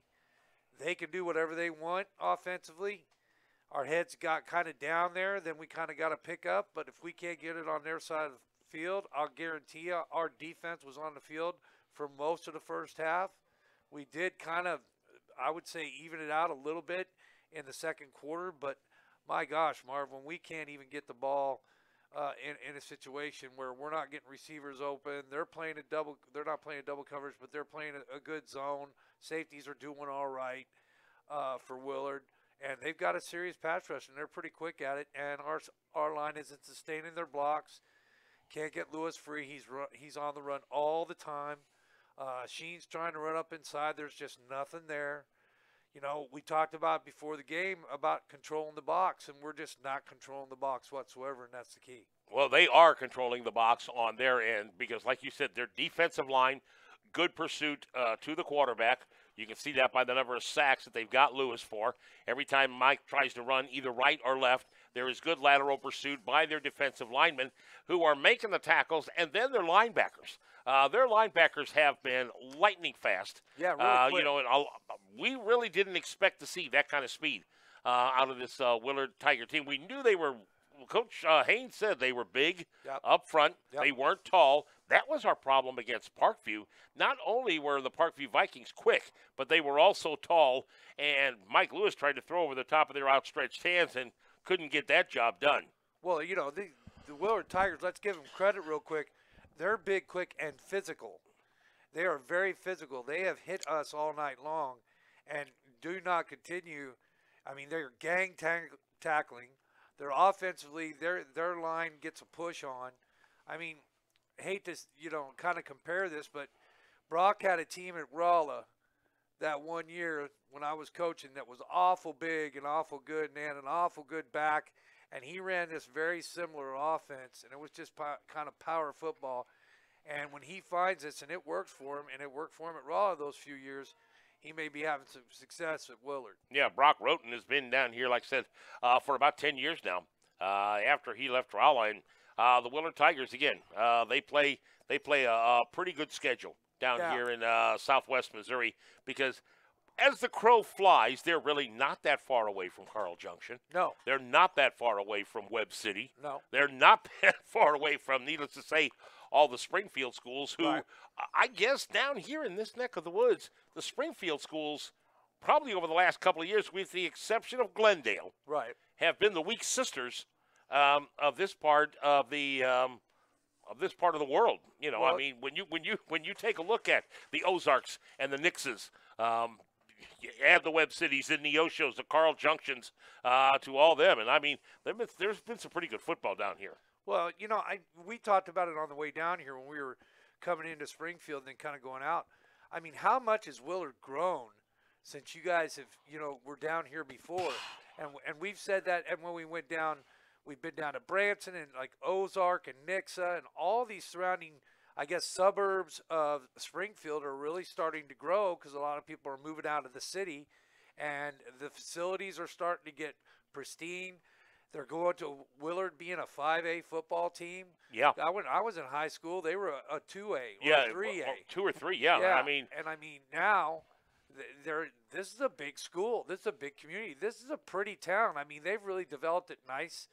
And and they got a pretty good pizza parlor here, too. It wasn't bad. It wasn't bad. So, yeah, I got to tell you, you know, Willard and all these Central Ozark Conference teams are really starting to grow. I mean, Carthage, they really were known for soccer for all those years, and now they've got a perennial football team going. Of course, what do you say about Webb City and Carl Junction? They're just factories down there. But, you know, I mean, Parkview's kind of ran the show this year as far as football goes in the city, and then Glendale, you know, they had those unbelievable years there the last couple of years before this. But, you know, this is the best 3-6 football team that I've seen so far this year. I mean, well, this is the 9th week, but this is the best under 500 team that I've seen this year. They're a big, physical, and fast team, a lot faster than we gave them credit for. You bet. Take another break, and we'll be back. Try to get you some scores from around the area also. I'm here in the middle of the beautiful Ozarks. I'm in one of the most exciting phases of my life. But it's definitely time to relocate to a place of my own. Somewhere I can power nap in peace. Where I can have my buddies over anytime I want. Somewhere close to where I need to be, when I need to be there. I wonder what my housing options are. Alford Beatty Communities offers move-in ready 2, 3, and 4-bedroom homes in both single-family and townhome styles. Located in Fort Leonard Wood in Missouri, our residents enjoy a secure and comfortable hometown environment with the convenience of 24-hour maintenance, lawn care services, and community events. For more information, Call Balfour Beatty today at 573-329-1013. Colleges are notorious for charging fees, application fees, book fees, technology fees, graduation fees. Well, you get the point. At Columbia College, we came up with a better way. No fees, no book costs, and no surprises. That's the truth. We call it Truition. Learn more at fortwood.ccis.edu. That's fortwood.ccis.edu. Fans, when you attend a high school game, do you stand at attention during the national anthem? Do you cheer a good play by the opposing team? If your team loses, do you take it well in stride? If you have answered yes to any of those questions, you are showing positive examples of sportsmanship. Don't forget that when you attend high school events, young eyes are watching you for examples of acceptable behavior. By making a conscientious effort, you'll be helping our students grow into better citizens. This message has been brought to you by your friends at the Missouri State High School Activities Association and this local radio station. We're back. Marv Luton along with Shane McPherson as we bring you Waynesville Tiger football here on this, well, kind of a cloudy day. Well, actually, I guess the skies are pretty much fair over the area at this point in time. We've had some of the cloud cover that came in. Actually, the cloud cover started to break up as we were able to get this football game underway. And that was just seemed about, an hour and 15 minutes ago. A little bit after the hour of 8 o'clock. 28-0, the Willard Tigers on top of the Waynesville Tigers. The Willard Tigers, Waynesville went 3 and out, and then the Willard Tigers got the ball. Reese Dawson, their quarterback, went in on a 2-yard quarterback sneak with 7:39 left to go in the opening quarter. That made the score 6-0. Then it was they missed their extra point. And then a 31-yard sweep by Ethan Thompson. The 2-point conversion was no good. That was with 3:01 left to go in the opening quarter. And that made the score 12-0. Then it was Marshall Swadley going in on a 1-yard run with 9:15 left to go in the second. 2-point conversion was good. That made it 20-0. And then Ethan Thompson on a 36-yard catch. He was wide, actually a 32-yard catch, wide open with 4:43 left to go in the second, made it 28-0. And that's where we stand here at halftime. Neither one of these teams have made it back out on the field after their warm-ups. Both teams, again, with 6 first downs in the contest. Each team has 1 turnover, 45 yards in penalties for the Tigers, 70 for the Willard Tigers. And that's where we stand at halftime. We're back in a moment. Our Women's Health and Maternity Services family is growing. Phelps County Regional Medical Center is proud to welcome gynecologist Nathan Ratchford and obstetrics and gynecology physician Wes Harden to the PCRMC Medical Group. Doctors Ratchford and Harden will begin seeing patients this summer in the PCRMC Women's Health Center and Maternity Services. To learn more or to make an appointment, please visit pcrmc.com or call 426-2229. Phelps County Regional Medical Center, our family caring for yours. At Lindsay Chrysler Jeep Dodge in St. Robert, we're here to serve you with outstanding sales and service. Whatever your preference, Chrysler Jeep Dodge, along with access to Ford and Chevrolet, all under one roof. At Lindsay Chrysler Jeep Dodge, you'll also find the area's largest stock of used vehicles with over 300 to choose from, all clearly marked on windshields and online. See for yourself with a visit to Lindsay Chrysler Jeep Dodge, 909 Missouri Avenue, St. Robert, or online at lindsay-dodge-chrysler.com. We're back here at halftime. Marv Luton along with Shane McPherson. Let's get them up to date on some of the other scores around the area. Joplin, 35-3 over Lindbergh. Eureka and Kirkwood are Eureka up 14-0 on Kirkwood. I know you'd love to see that, don't you? I really do. There's something about that 2007 season. And what were they, the Kirkwood, Warriors? Warriors, but the one thing that they did, what really kind of set us off and kind of gave me some motivation to give a good speech was when we walked in there, they said, congratulations on making it to the finals, the state finals this year. Oh, and that was only was that the quarter? Quarters, Yeah, it was only the quarterfinals. Welcome to the Final Four, and I just said, they didn't just do that, did they? Rick looked at me, he goes, jump on it, and I sure did. Yeah, I'll bet you did. I bet you your speech was really nice to the kids. It was fire. Yeah, I bet it was. A little fire. Here's a big one. Lebanon over Glendale, 56-6 in the second quarter.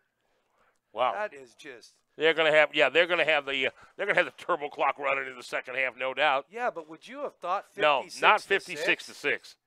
I mean, that just means that the Lebanon defense has stepped up, and boy, they're playing well this time of the year. That's the thing of it is, after they beat us, right, the way they did, I thought, I said if this Lebanon team can stay healthy, right, there's no telling how far they can go. Yep. Parkview's tied with Dixit, 21 at half. Festus over Farmington, 14-7 at half. West Plains, 29. Saxon, 0 at half. St. Francis Borgia, 24. Rolla, 0 at half. Camden, 35. Helias, 21 at half. Webb City, 47-7 over Carl Junction at half. Neosho and Marshville, 21-0. Other ones that we might be interested in. Now, there's a lot of Class 2 and Class 3 that are going on around the area tonight as well. But basically, most of your Ozark Conference schools are your 4, 5s, and 6s, and there's only one Class 6 school in the Ozark Conference anymore. Now that Joplin's gone, and that's Kickapoo, and they're gone. Oh, they're done. They're gone. About that St. Francis Borgia score, I know that you and I are really not surprised by that too much, because Borgia, there's one of the privates. And, they're always, pretty good. Yeah, they always have a decent football team. And, of all the teams that we have played this year, there is no doubt of all the Ozark Conference, and that's what our schedule is. It's just Ozark Conference schools. There's no doubt in my mind that the Lebanon Yellow Jackets, as bad as Camden spanked us, right? I still think Lebanon was the best all-around football team that we have played this year. Well, it's hard to go against West Plains for me, buddy. It really is, because after seeing and watching that West Plains line compared to that Lebanon line, and West Plains just handled Lebanon in the box, because you and I were on our way home, and we listened to the coach for Lebanon, and he said that they just got handled inside. That's my pick to win the state this year. I would really like to see West Plains win the state this year and knock Webb City off, the King and all that. Yeah, but in Class 5, and that's a step. Yeah, that's a step above. There's no doubt. I just think, and Lebanon, honestly, like you said, West Plains handed it to Lebanon. West Plains had the turbo clock running on Lebanon, but when we caught Lebanon, which was early in the season, they were hands down all together. And when we played them the second game of the season, and so and we got it handed to us the second game of the season by the Lebanon Yellow Jackets. There's no doubt. And they had, again, that was the hour and a half rain delay game we had. Well, if this game ends up where we come out on the short end, Willard is going to give them the best game that they've had in a long time. Besides that West Plains game, because I'll tell you what, this Willard bunch is very underrated.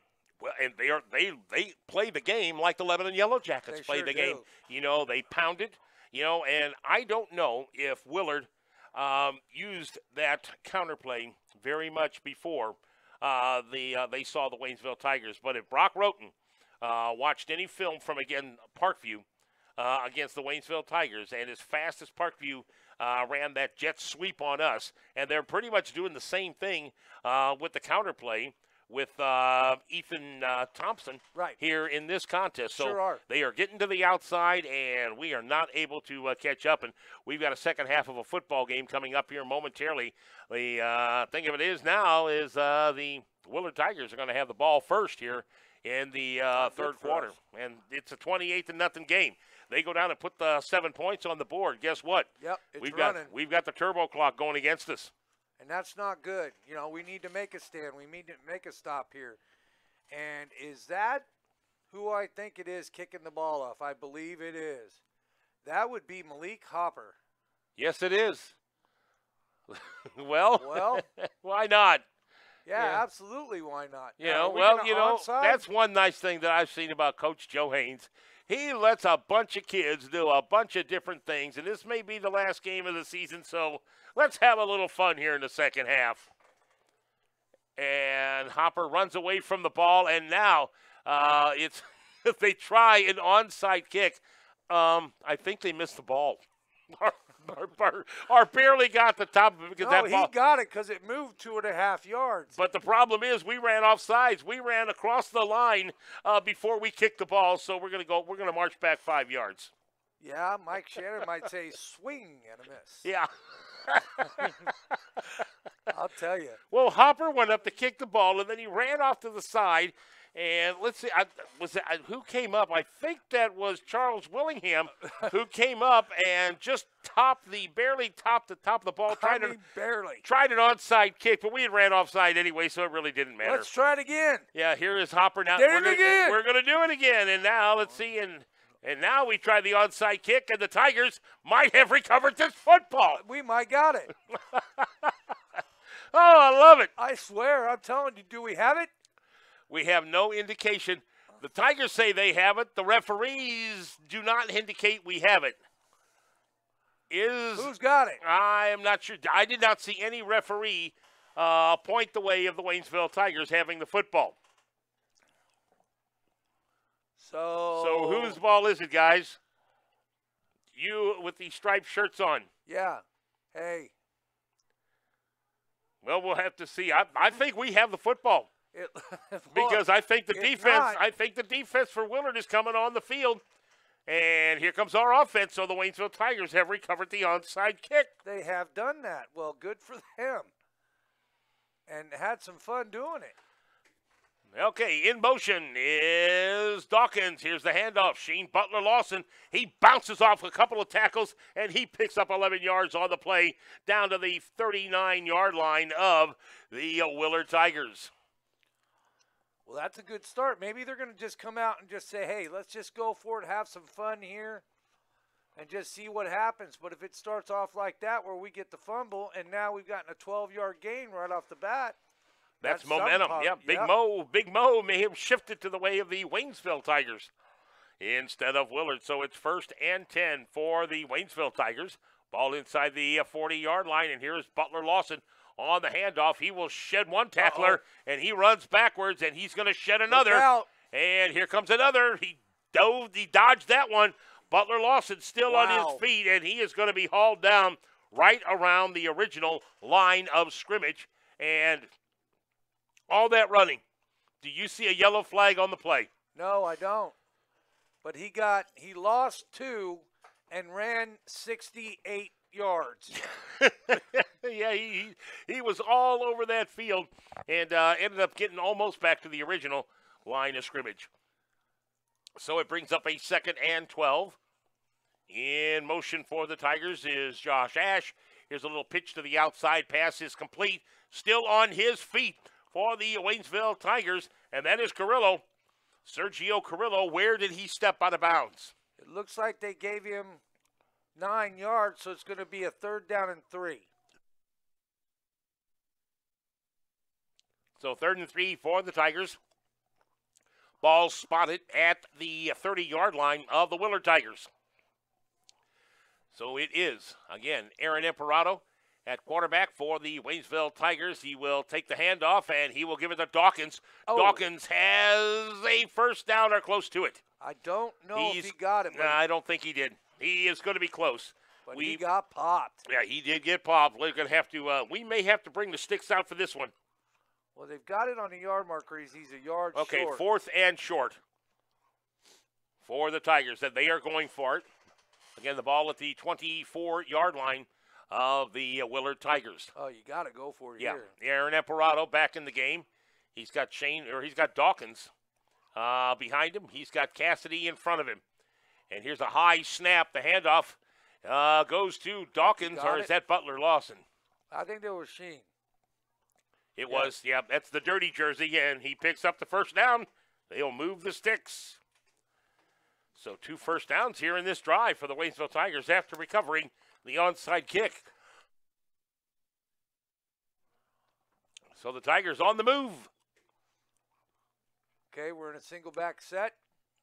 Our normal set. Got twins to the left. And Lewis at the quarterback position. Mike drops back to throw. He fires this thing out, and the flat pass is incomplete. That was a poor throw by Mike right yeah, there. I don't know if that thing slipped out of his hand or what. Sure reacted like that because he doesn't normally throw one that off. So that'll be 2nd and 10 now for the Tigers. After the pass goes incomplete. Okay. Ball at the 25-yard line of the 26-yard line of the Willard Tigers. Okay, we're in a tall split, which means the quarterback's in shotgun. And Andrews goes in motion. Back to throw is Lewis. Throws this thing down the field. One-on-one coverage. And is it an incomplete pass or did somebody pick it off? Nope. It goes incomplete.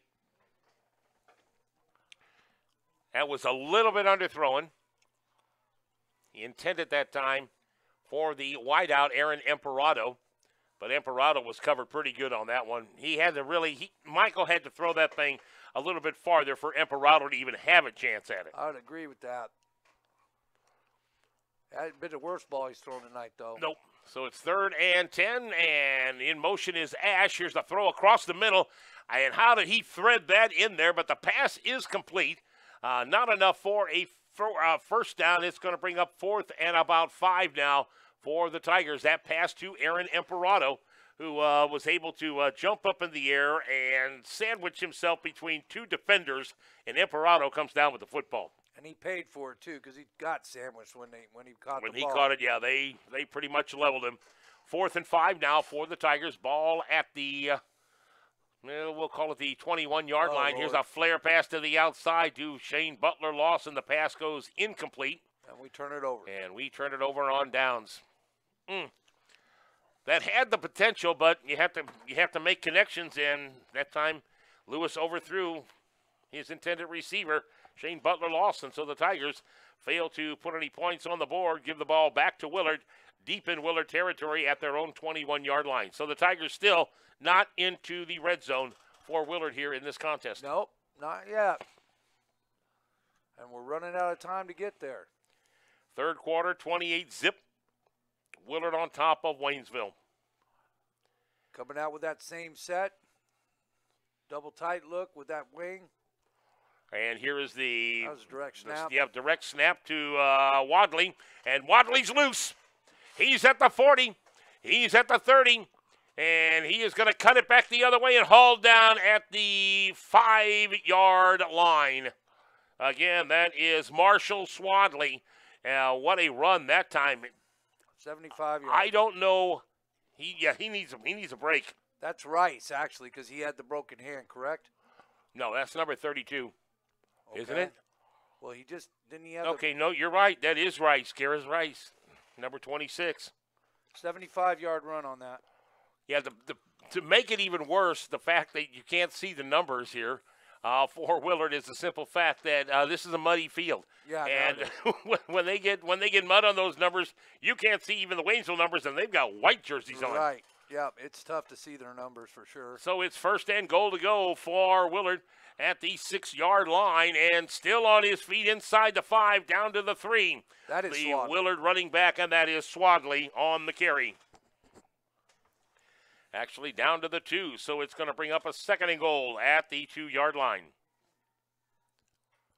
Well, that's a pretty quick turn of events right there. Yeah, we marched the ball after the onside kick. We marched the ball all the way down to their 21-yard line. One play later. Actually, maybe 3 plays later. Let's see what they do here. They're in the end zone. Sure is. Yep, touchdown. So, and that is Rice carrying it in for the Willard Tigers. Well, if they kick the extra point, we have a running clock. So Rice on the 2-yard run with 7:47 left to go here in the 3rd quarter. And their kicker is in the game. Yes, he is.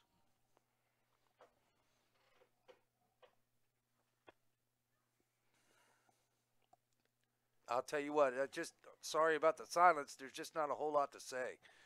We're just trying to pick out a number who the kicker is. Yeah, and you can't even read his, and his Yeah, is and clean. here is the kick. It is up, and it is good. And that makes it 35-0 with Willard on top of the Waynesville Tigers. Take a break, and we're coming back. We've got a turbo clock coming up. It's the place there's no place else like. Home. It's the circle of chairs around your fire pit, where all the do you remembers get passed around like bowls of ice cream. It's bacon and eggs in the skillet, crackling along with the laughter. At Shelter Insurance, we don't just insure your home, we insure all the memories that live inside it. Ask your agent for details. Shelter Insurance. We're your shield. We're your shelter. For a free insurance review, for auto, home, life, farm, or business insurance, see me, Mike Anthony, your Shelter Insurance agent in Waynesville. Stop by and see me, Dave Howlett, your Shelter Insurance agent in Richland. Mailbox It of St. Robert is the go-to resource for packing, shipping, printing, and business service needs. Their team of dedicated, professionally trained experts understands the meaning of superstar customer care. They focus on saving you time and money by ensuring you get the right products and services at the right price. They can pack and ship almost anything to almost anywhere in the world. But shipping is only one way they can help make your life easier. They are also St. Robert's premier copy, print, and document service center. Large or small, black and white or color, it can be printed. Mailbox It can handle it. We're back. Marv Luton, Shane McPherson, getting ready to see either Aaron Imperato or Anthony Bledsoe, deep for the Waynesville Tigers, receive this football on the kick. And it will be Imperato at the 22-yard line, and the ball rolls out of bounds after it looks like Imperato tried to pretty much grab it. The ball bounced right before it got to him, but it bounced in fair territory and then rolled out of bounds. So it will be Waynesville's ball on the 25-yard line. Yeah, but are we going to have some subs? No. No, we're going to bring out our first one. Number one's in. Good. Good to see that. Like to get Sheen started here. He hasn't had a very good night at all. You know, he had 19 in the first half. He's got 12 so far. Not indicative of a Sheen performance tonight, but hasn't had a whole lot of help to have any room to run. No, he certainly hasn't. Butler goes in motion, and he will take the handoff on the end around, and now it's a reverse. And this goes into the hands of Andrews, and he gets popped. Yes, he does. I'm sorry, that Anderson, Deron Anderson, on the end around, and they're going to lose about 7 yards on the play. Gets knocked out of bounds at about the 17. Well, let's see. Did they mark that there? Probably about the 13-yard line. Yeah, I got lost 10. 8. 8, yeah, loss of 8 on the play. Lewis at quarterback. He'll drop back to throw. He's got time, fires this thing down the field, and Carrillo makes the catch. Yes, he came up with it. Great catch by Sergio Carrillo, and that is all the way at the 45-yard line. What a great catch. He saw that ball was a little underthrown, and he went low to get it and slid and able to come up with it on a sliding catch. Great catch. Yeah, great adjustment. Great adjustment. He saw that it was underthrown, and he just cut off his route and flattened it out and really made a nice adjustment and a really good catch. Somebody called the baseball coach. Yes. Yeah. that was an outfielder catch there. Yeah, let Scott know. You bet. Back to throw is Lewis. Drops back, has some time. Now he's going to try to run it, but he is going to be hauled down from behind by the Willard defender, and that was Marshall Swadley, also playing defense for this Willard Tiger team, who came up from behind and grabbed him. Yep. The kids get a lot of, your studs are playing both ways this time of the year. You just got that going on when you can do it. And you're having, the two platoon thing kind of goes out of your mind this time of year. You're just getting the best guys you can out on the field as much as you can. So it brings up a second down now and 12 for the Tigers after that loss of 2. And Dawkins again gets the handoff, and he is going absolutely nowhere, and they are going to bury number 6. Desmond Dawkins, did he make it? He made it back to the line of scrimmage and then just got pounded backwards. And then just got wrestling moved. Yeah. Desmond is not very big. And he's not very happy right now. Now, I don't really blame him. No, he got pile drived into the dirt Yep. 3rd and 12 now for the Tigers. And our uniforms are getting rather dirty. They're very dirty. Lewis will take the snap. He'll roll to the outside. Now he'll throw across the field and almost picked off. It was intended for Butler Lawson, but the Willard Tigers read that very, very well. Now, do we go for it? Almost coming up with the pick was Thomas Fransden, a junior for Willard. So the Tigers with a 4th down now and 12. You're down 35-0. You've got a running clock. Why not go for it? Yeah, I don't see what the point would be about punting it right now. No, I don't either. And here is the snap.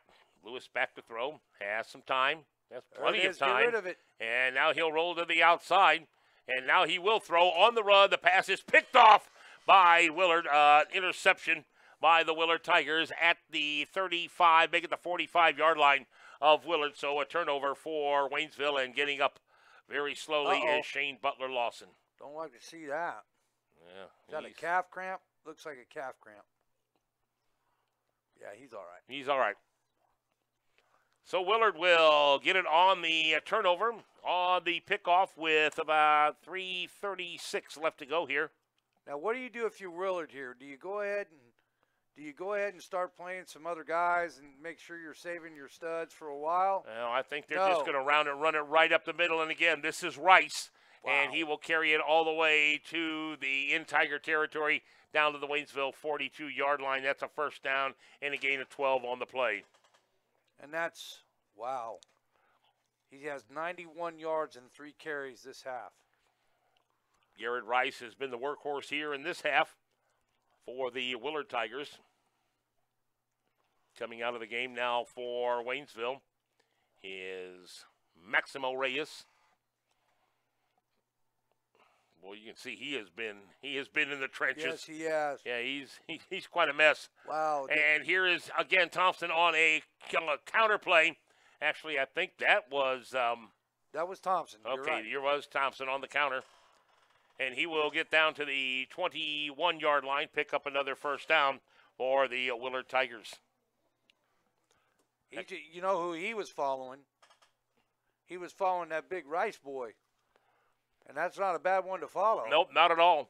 Good counterplay that time, and that counterplay has worked well for Willard this entire game.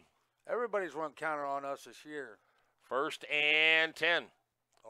21, whistle flies, and penalty flags fall out of pockets. And we have got a motion penalty on the Willard Tigers. 75 yards in penalties for Willard. That is their first penalty here of the second half. I'm sure Brock had a few things to say about that at half. Under 2 minutes left to go here in the 3rd quarter. The clock is ticking away. We've got the turbo clock running. Not necessarily. I think every place you go, and I have seen this quite often, is how the guys operating the clock manage to figure out how to run a turbo clock. And this one will be carried down inside the 10 all the way to the 5-yard line by Willard. And again, we're trying to tackle him around the shoulders, Shane, and it is just not working. You can't tackle high. You cannot tackle high. If you tackle high, you will lose every time. We've been losing all night.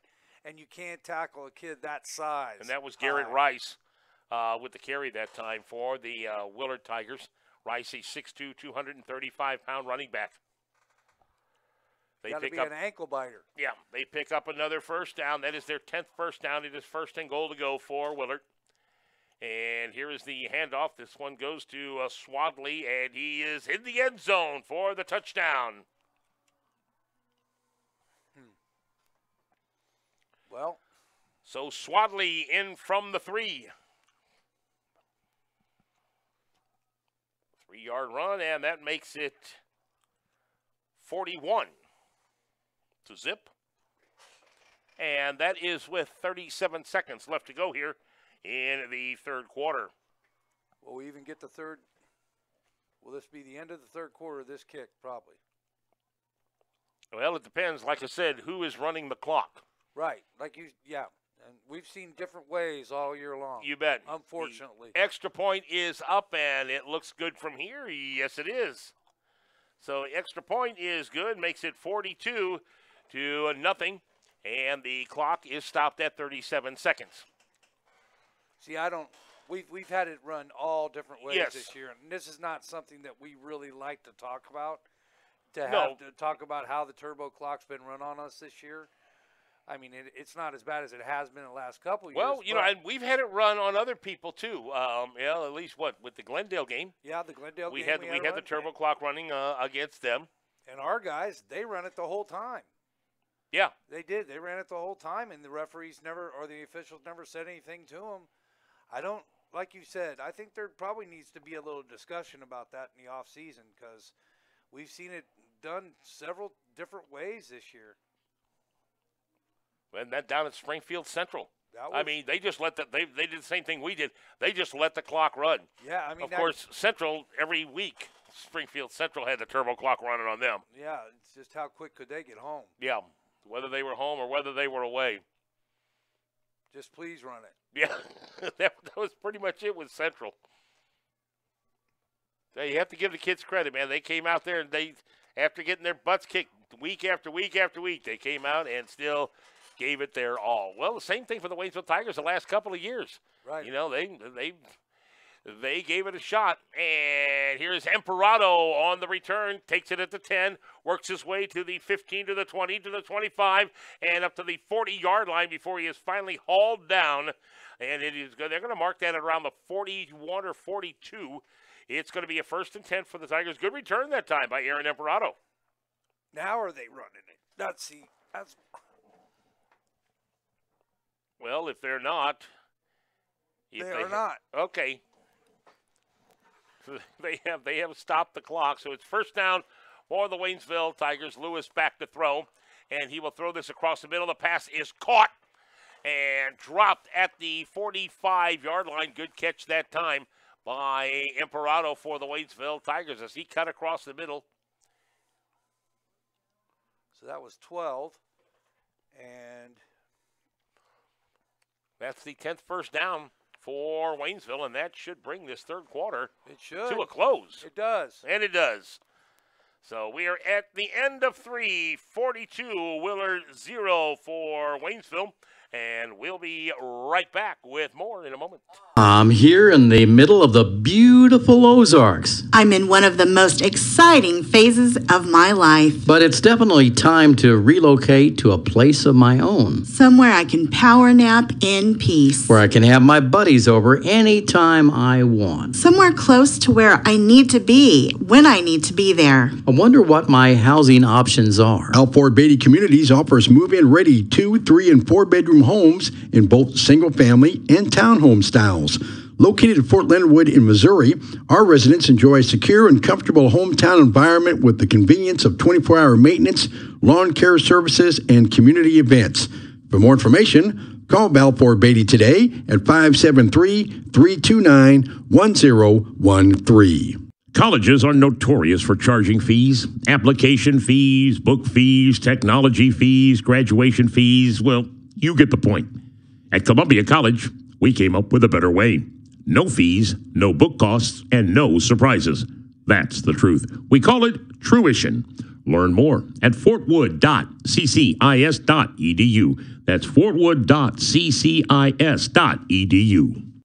Fans, when you attend a high school game, do you stand at attention during the national anthem? Do you cheer a good play by the opposing team? If your team loses, do you take it well in stride?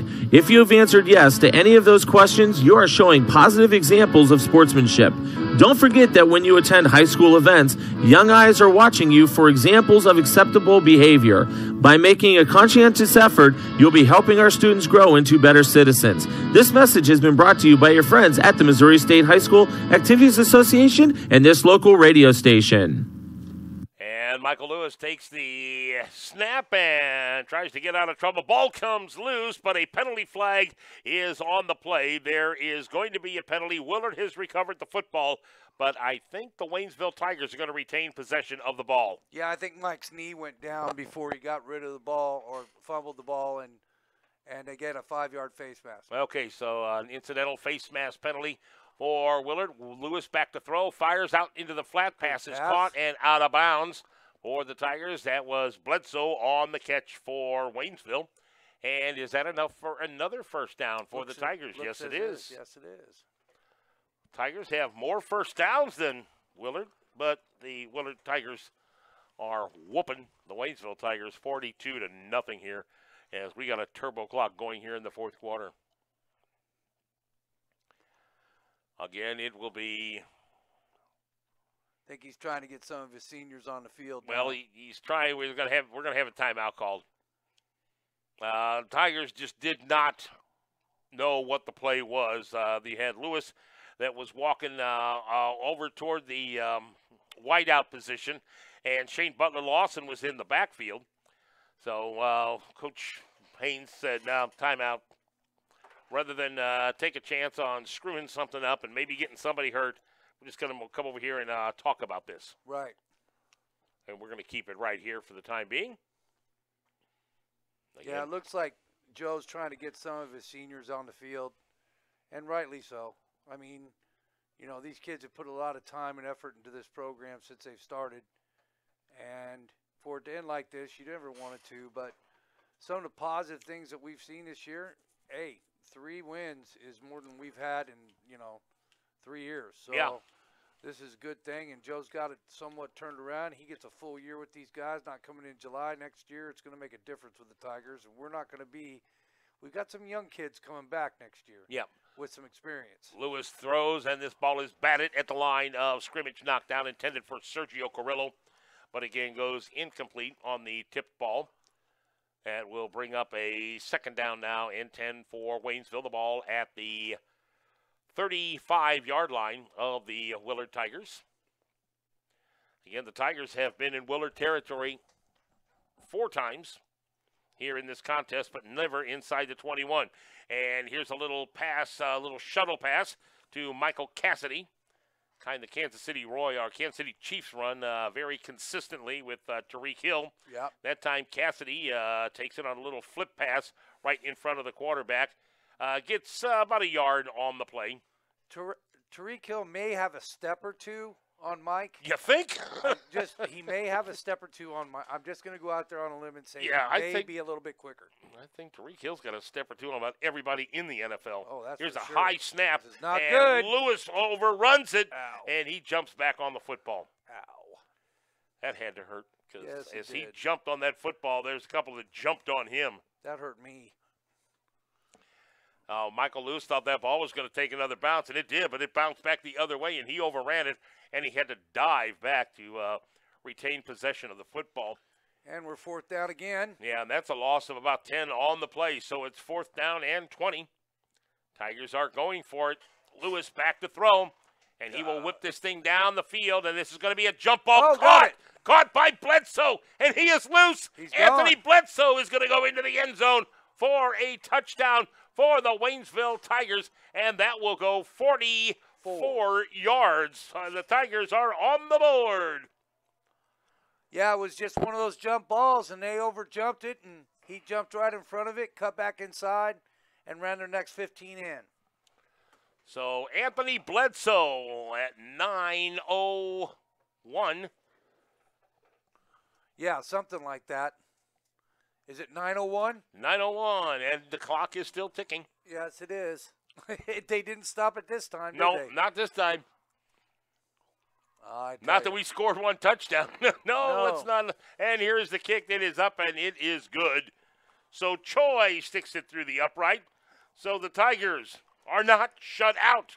Yes, that's a good thing. It's 42-7, and that is $25 from Sutter Sexton to the Waynesville Athletic Department. The Tigers getting into their pocket here in this contest.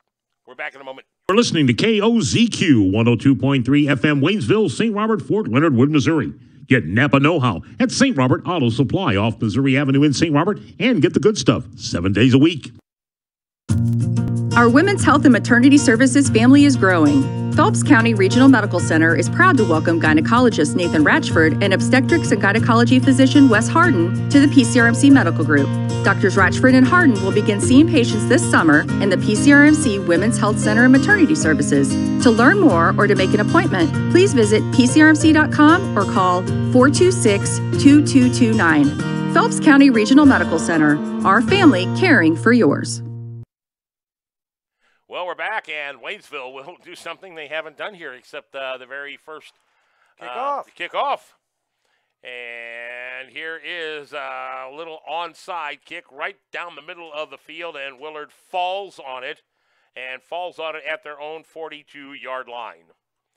So the Tigers throw a wounded duck up in the air, and Anthony Bledsoe out-jumps everybody, comes up with the ball, and goes into the end zone for a 44-yard touchdown catch. And the Tigers do not get skunked here in this district game. And we were just talking about that when we were off. You know, last year our heads went down really, really fast, and we were down there at Ozark. We have like 28 kids left. We've been looking down the sideline. The kids that we all started with this year, we've got back. You know, I mean, this is a new program. Yeah, it certainly is. Coach Haynes has come in here and done some good things with this Tiger team this year. And he's got a little bit of spirit back into this squad. And that was Ryder Heimbach on the carry. So we're going to have a few new players for Willard into the game. He wears number 6. So I think the coach, Brock Roten, has seen the light, in other words, and yanked his starters out of the game. And we should have a penalty flag on this one. I think some of the Waynesville Tigers on defense are some new ones. Hopper is still in there, and we still have Aaron McDaniel in there. I'm glad to see him back. Yeah, really. Me Dalton too. Cleaver's still in the contest for the Tigers. So, no, Maximo Reyes is also back in there. So the Tigers still have their varsity squad out there on the field trying to stop this Willard Tiger team. That goes for a gain of about 5 on the play. Brings up 3rd and 5 now for Willard. So, again, some of the younger players in the contest for the Willard Tigers. And this is I thought it was a quarterback keeper. Yeah. And so did Aaron McDaniel because McDaniel grabbed the quarterback and grabbed him. And I'm not sure. I think that's Gavin Burke. Grabbed him right around the shoulder pads and about threw him on the ground till he realized he didn't have the ball anymore. Right. And we're making Willard do something they haven't done all night. That's punt the ball. Right. Tigers stop them on 3rd and 5, make it 4th and 4, and the Tigers will get the football back. Trailing 42-7 here in this contest. And the punt is up. It's a high one all the way back, and it is missed. Yeah, it is mishandled at the 15-yard line by Malik Hopper. He picks it up, and he's going to be drilled back at the 5. Yeah, mark him at the 6. Wow. So the Tigers will get that offense back on the field. The Waynesville Tigers trailing here by the score of 42-7. 5 minutes. 5 minutes left to go in this Waynesville Tigers season. And let's see what kind of offense the coach Joe Haynes brings out for this session. See if Michael Lewis will continue to throw the football. Sheen's out. Will we run the football? Sheen's back out. Starting offense is back out. Aaron Imperato comes out at the quarterback position for the Waynesville Tigers. He will be looking at Butler Lawson right behind him. I formation. Imperato out of the pistol. Drops back, and this is going to be a wildcat. He will keep it. He'll run to the outside. Flag. Yeah, we've got a penalty flag. Imperato is down the sideline, and he's at the 50. He's at the 40. He cuts it back. He'll be hauled down from behind at the 30-yard line. But, again, flag back on the play. This one's coming back. That's too bad, too, because I'll tell you what, that was an excellent run by Aaron right there. And they keep talking about it. Oh, yeah, bring it back. It is going to be a holding penalty on the Waynesville Tigers, so that will negate. Let's see, that was 10, 20, 30, 50. 40, 50, 60-yard run. Wow. More by Aaron Imperato. And everybody's walking back on the other side of the field. And everybody is going slow at this Eagles, point in time. Illegal shift. It was an illegal shift. He called it for 5 yards. I'd rather have a hold. Than an illegal shift. Right. This is the 10th game of the season. You shouldn't be doing illegal shifts. Right. You shouldn't be doing illegal anything. Yeah, well, you shouldn't. But you're going to get a hold. You can get a holding call on any play in a football game. Oh yeah, every play can be called a hold. I mean, some coaches teach it if you're not cheating, you're not trying. That's right. I'm not necessarily one of those, but. 1st and 15 for the Waynesville Tigers. Look out. And here's the fake handoff. Emperado is going to go up the middle again, and he's going to get about 13 of those 15 he needed. Yeah, he is. He's running hard. You got to give – Aaron's a senior, correct? Yep. And he's giving it everything he's got. I'll tell you that. You got to give him credit for that. And Emperado thought we were going to see him at quarterback this year, but Michael Lewis kind of beat him out at quarterback. But Coach Joe Haynes knew of the athletic ability of Aaron Emperado, and he found someplace else to make sure this young man stayed in the game. He used him as a wide receiver. He's used him as a running back. He's used him on defense, and he's used him also at quarterback. And give Aaron credit. I mean, because he's accepted his role very well, plays hard every place that he goes, does a great job. Lewis back in at quarterback for the Tigers. Whistle blows. Timeout call by Waynesville right before the snap. Take a break. We'll be right back. Our Women's Health and Maternity Services family is growing. Phelps County Regional Medical Center is proud to welcome gynecologist Nathan Ratchford and obstetrics and gynecology physician Wes Harden to the PCRMC Medical Group. Doctors Ratchford and Harden will begin seeing patients this summer in the PCRMC Women's Health Center and Maternity Services. To learn more or to make an appointment, please visit pcrmc.com or call 426-2229. Phelps County Regional Medical Center, our family caring for yours. Attention athletes. If you want to make sure that you perform this season at 100%, then call Ogle Chiropractic in Waynesville. Their sports well care program is only $45 per month, and that's up to 12 visits each month. Dr. Shane and Dr. Tabby Ogle will make sure everything is in alignment and treat any issue you have before the big game. Ogle Chiropractic offers sports and school physicals, electrical muscle stimulation, and treatments for sports injuries.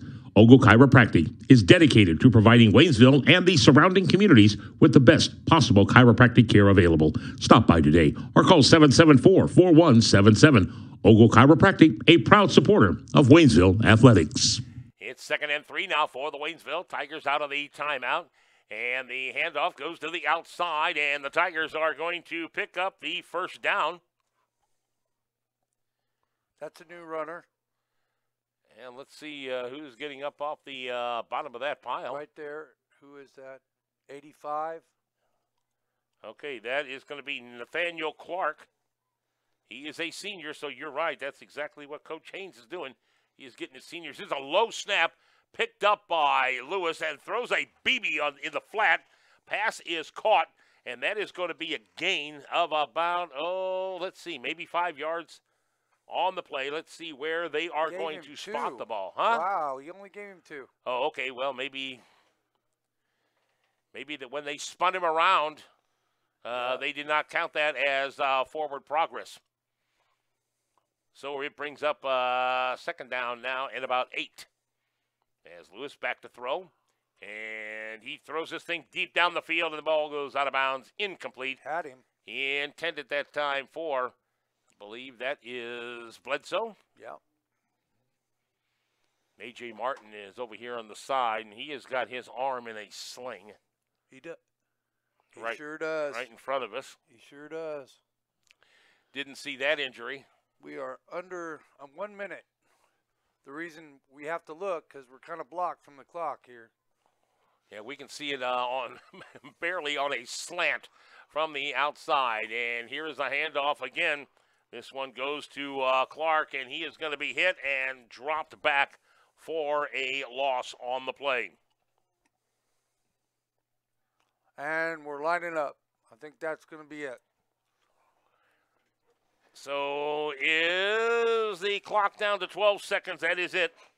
This one will come to an end with the Tigers season ending in a 42-7 loss to the Willard Tigers. The district loss means the season comes to an end for the Tigers, and leading the parade to shake the hand of Willard is Shane Butler Lawson, who has had a pretty good year for the Waynesville Tigers. And again, all the coaches are shaking each other's hands on, a good job. And now the coaches are going to meet the Willard coaches out there at midfield as well. We'll take a break, and we'll be back and talk more about it in a moment. There's a new place where all the hipsters are hanging out. It's called the Movie Theater. Smell that? That's popcorn. After you've purchased your ticket, make your way to the air-conditioned theater. Take a seat, relax, and get ready for the feature presentation.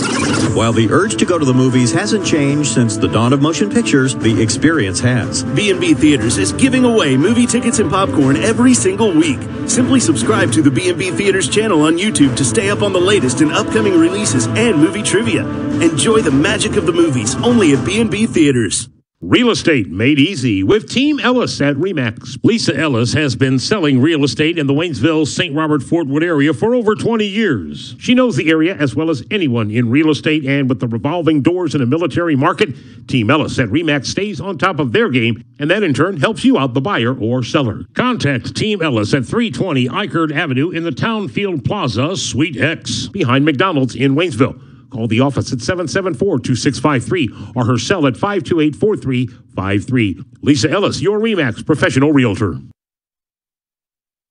It's the place there's no place else like. Home. It's the circle of chairs around your fire pit, where all the do you remembers get passed around like bowls of ice cream. It's bacon and eggs in the skillet, crackling along with the laughter. At Shelter Insurance, we don't just insure your home, we insure all the memories that live inside it. Ask your agent for details. Shelter Insurance. We're your shield. We're your shelter. For a free insurance review, For auto, home, life, farm, or business insurance, see me, Mike Anthony, your shelter insurance agent in Waynesville. Stop by and see me, Dave Howlett, your shelter insurance agent in Richland. Seller Sexton Self-Satisfaction. Have you been searching the internet high and low and think you found the best price elsewhere on a new Ford, Lincoln, or Mazda? Seller Sexton has been selling satisfaction to thousands of customers, and I encourage you to take the Satisfaction Challenge. Go find the best price on the new Ford, Lincoln, or Mazda you want. Then come see us at Seller Sexton, and you'll find our offers on that same vehicle are just as good, if not better. Save on your new Ford, Lincoln, or Mazda. Take the Satisfaction Challenge only at Seller Sexton in St. Robert. Shop us online at sellersexton.com. Come on! Well, the season ends for the Waynesville Tigers at 3-7. Willard will advance with a 4-6 record, and they will no doubt take on the Lebanon Yellow Jackets. I'm sure that is probably a final because they were leading 56 to nothing, or 56-6 over the Glendale Falcons. So Lebanon will be hosting the next round, and they will face the Willard Tigers, who beat Waynesville here 42-7. Quarterback Reese Dawson scored on a 2-yard quarterback sneak, a 31-yard sweep by Ethan Thompson. Then Nathan Swadley, scores on a 1-yard run. Ethan Thompson on a 32-yard catch. Garrett Rice on a 2-yard run. And Swadley would score on a 3-yard run. So Swadley and Thompson both end up with a couple of touchdowns for this Willard Tiger team. And Waynesville's only score came with 9:01 left to go in the fourth quarter on a kind of a wounded duck pass by Mike Lewis. He threw the ball deep, and I don't know if it was tipped or whether it maybe slipped out of his hands, but it was underthrown. Anthony Bledsoe went up and grabbed it and out-jumped everybody and went into the end zone and scored on a 44-yard catch. That made it 42-7, but that was way too late for the Waynesville Tigers, who end up losing 42-7. Had more first downs, 13 than 10 for Willard. A couple of picks by Lewis. He threw 2 interceptions, and the Willard Tigers fumbled the ball away twice. 55 yards in penalties for the Tigers, 75 for Willard. So, again, the penalties didn't hurt the Tigers. The turnovers didn't hurt the Tigers. What hurt the Tigers was the running game of the Willard Tigers. That's what hurt Waynesville here in this contest. I think we have some final stats from Mr. McPherson. Okay, so we ended up with 77 total running yards, 113 pass for a total of 190 tonight. Willard was rather impressive. 386 on the ground tonight, 50 with the pass, 436 total. Like you said, Marv, the first downs were about even, but they popped off some big runs all night. They popped off a lot of big things. The one thing that we can say about this season is we do see a new program that's running for the Tigers this year. Coach Haynes got here in July. He had just a couple of months to get him going and to get him getting ready. But by about mid part of the season, he had them really on his side, and they were really fired up and ready to play. We have seen nobody leave this team this year like we saw some exodus from the last couple years. We see some pride. We see some spirit. We see some teamwork. You can see it in the halls at the high school. You're with these kids every day. Yeah, and you can see it that it's building back again at Waynesville. We're young. We're going to get better. We've got a quarterback and a great back coming back. We've got some specialty guys coming back. We need to get stronger. I know Coach Haynes has even told me we've got to get in the weight room, which I totally agree with. Once they get through his stuff and they start doing his stuff, you'll probably see a new Tigers football team and a better start to next year than you had this year. Yeah, we did not start off very good this year, but we did break a losing streak that had lasted for too long. 2 years, over 2 years for this Waynesville Tiger team. There was one point that we hadn't won a football game since 2015. Right. And so we come out here and we beat Hillcrest in one of those in that game that really ended the losing streak, and that was week number 4. Right. Is where we were picked up. And then, after that, we won back-to-back games because we beat Springfield Central, right, which everybody has. And then we played Rolla, actually an overtime game against the Bulldogs, and we always play Rolla tough. So, there was, again, we could have almost been 3 in a row, and then, of course, we lost to West Plains. We had the turbo clock stopped in the game against West Plains. And then we whipped up on Glendale and had the turbo clock running against them, and then just took it on the chin to Springfield Parkview. And don't forget the kickaboo game. We catch that one ball, and we win that ball game as well. Yep, that's right. So, after we started off 49-0 and lost to Canada, then you're thinking, oh, my goodness, don't tell me we're in for another one of these seasons. But the Tigers did turn it around, and like you said, we've got some youth on this team, and I think once Coach Haynes gets the full program going here, at Waynesville, because like you said, he did apply for this job and he was hired for this job, but he still had another job in Arkansas that he had to do. Right. And he could not just walk away from that just because they hired him here. And you're right, he didn't get here until July. Well, he didn't really get to implement anything until then. He got here in June, but you don't really get to get yourself started. With the lack of days that you get this year, or now that they've changed that to 25 contact days or whatever it is, you don't get the same amount of days to get with these guys. But now he's going to have more days that he can get with these guys. They kind of know what the new offense is implemented into. They're kind of getting a whole new idea of what Waynesville football is going to be like. I will tell you that Coach Haynes does have it coming back and going in the right direction. But, and we've even talked to parents. When we walk out here, we talk to parents after the game. And they're even optimistic, about what this program has to offer. Now, there are some plays that we called this year that kind of left me shaking my head. But there were plays that that like he puts different plays in each week. Yeah. Because it keeps the kids' interests up. Right. And, we got to that one point when we were start rolling a little bit that we had 4 or 5 seriously dangerous kids. You didn't really know who. Dawkins was all of a sudden, boom, here he comes out of nowhere. And we always knew that Sheen was great.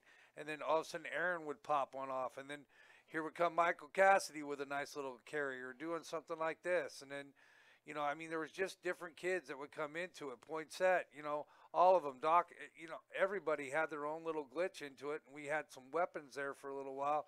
Everything started rolling real well. And then, we got a couple of injuries, couple of bangs, a couple of bad breaks. Some we forced ourselves, but some we got, some we made, some we didn't.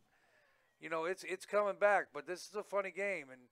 And on the other thing of it, I'll tell you what, next week when Lebanon has Willard, they better have their hats on because Willard is a much, much underrated team. I can tell you that. This is a good football team down here at Willard, and they pretty much showed it tonight to us. They certainly did.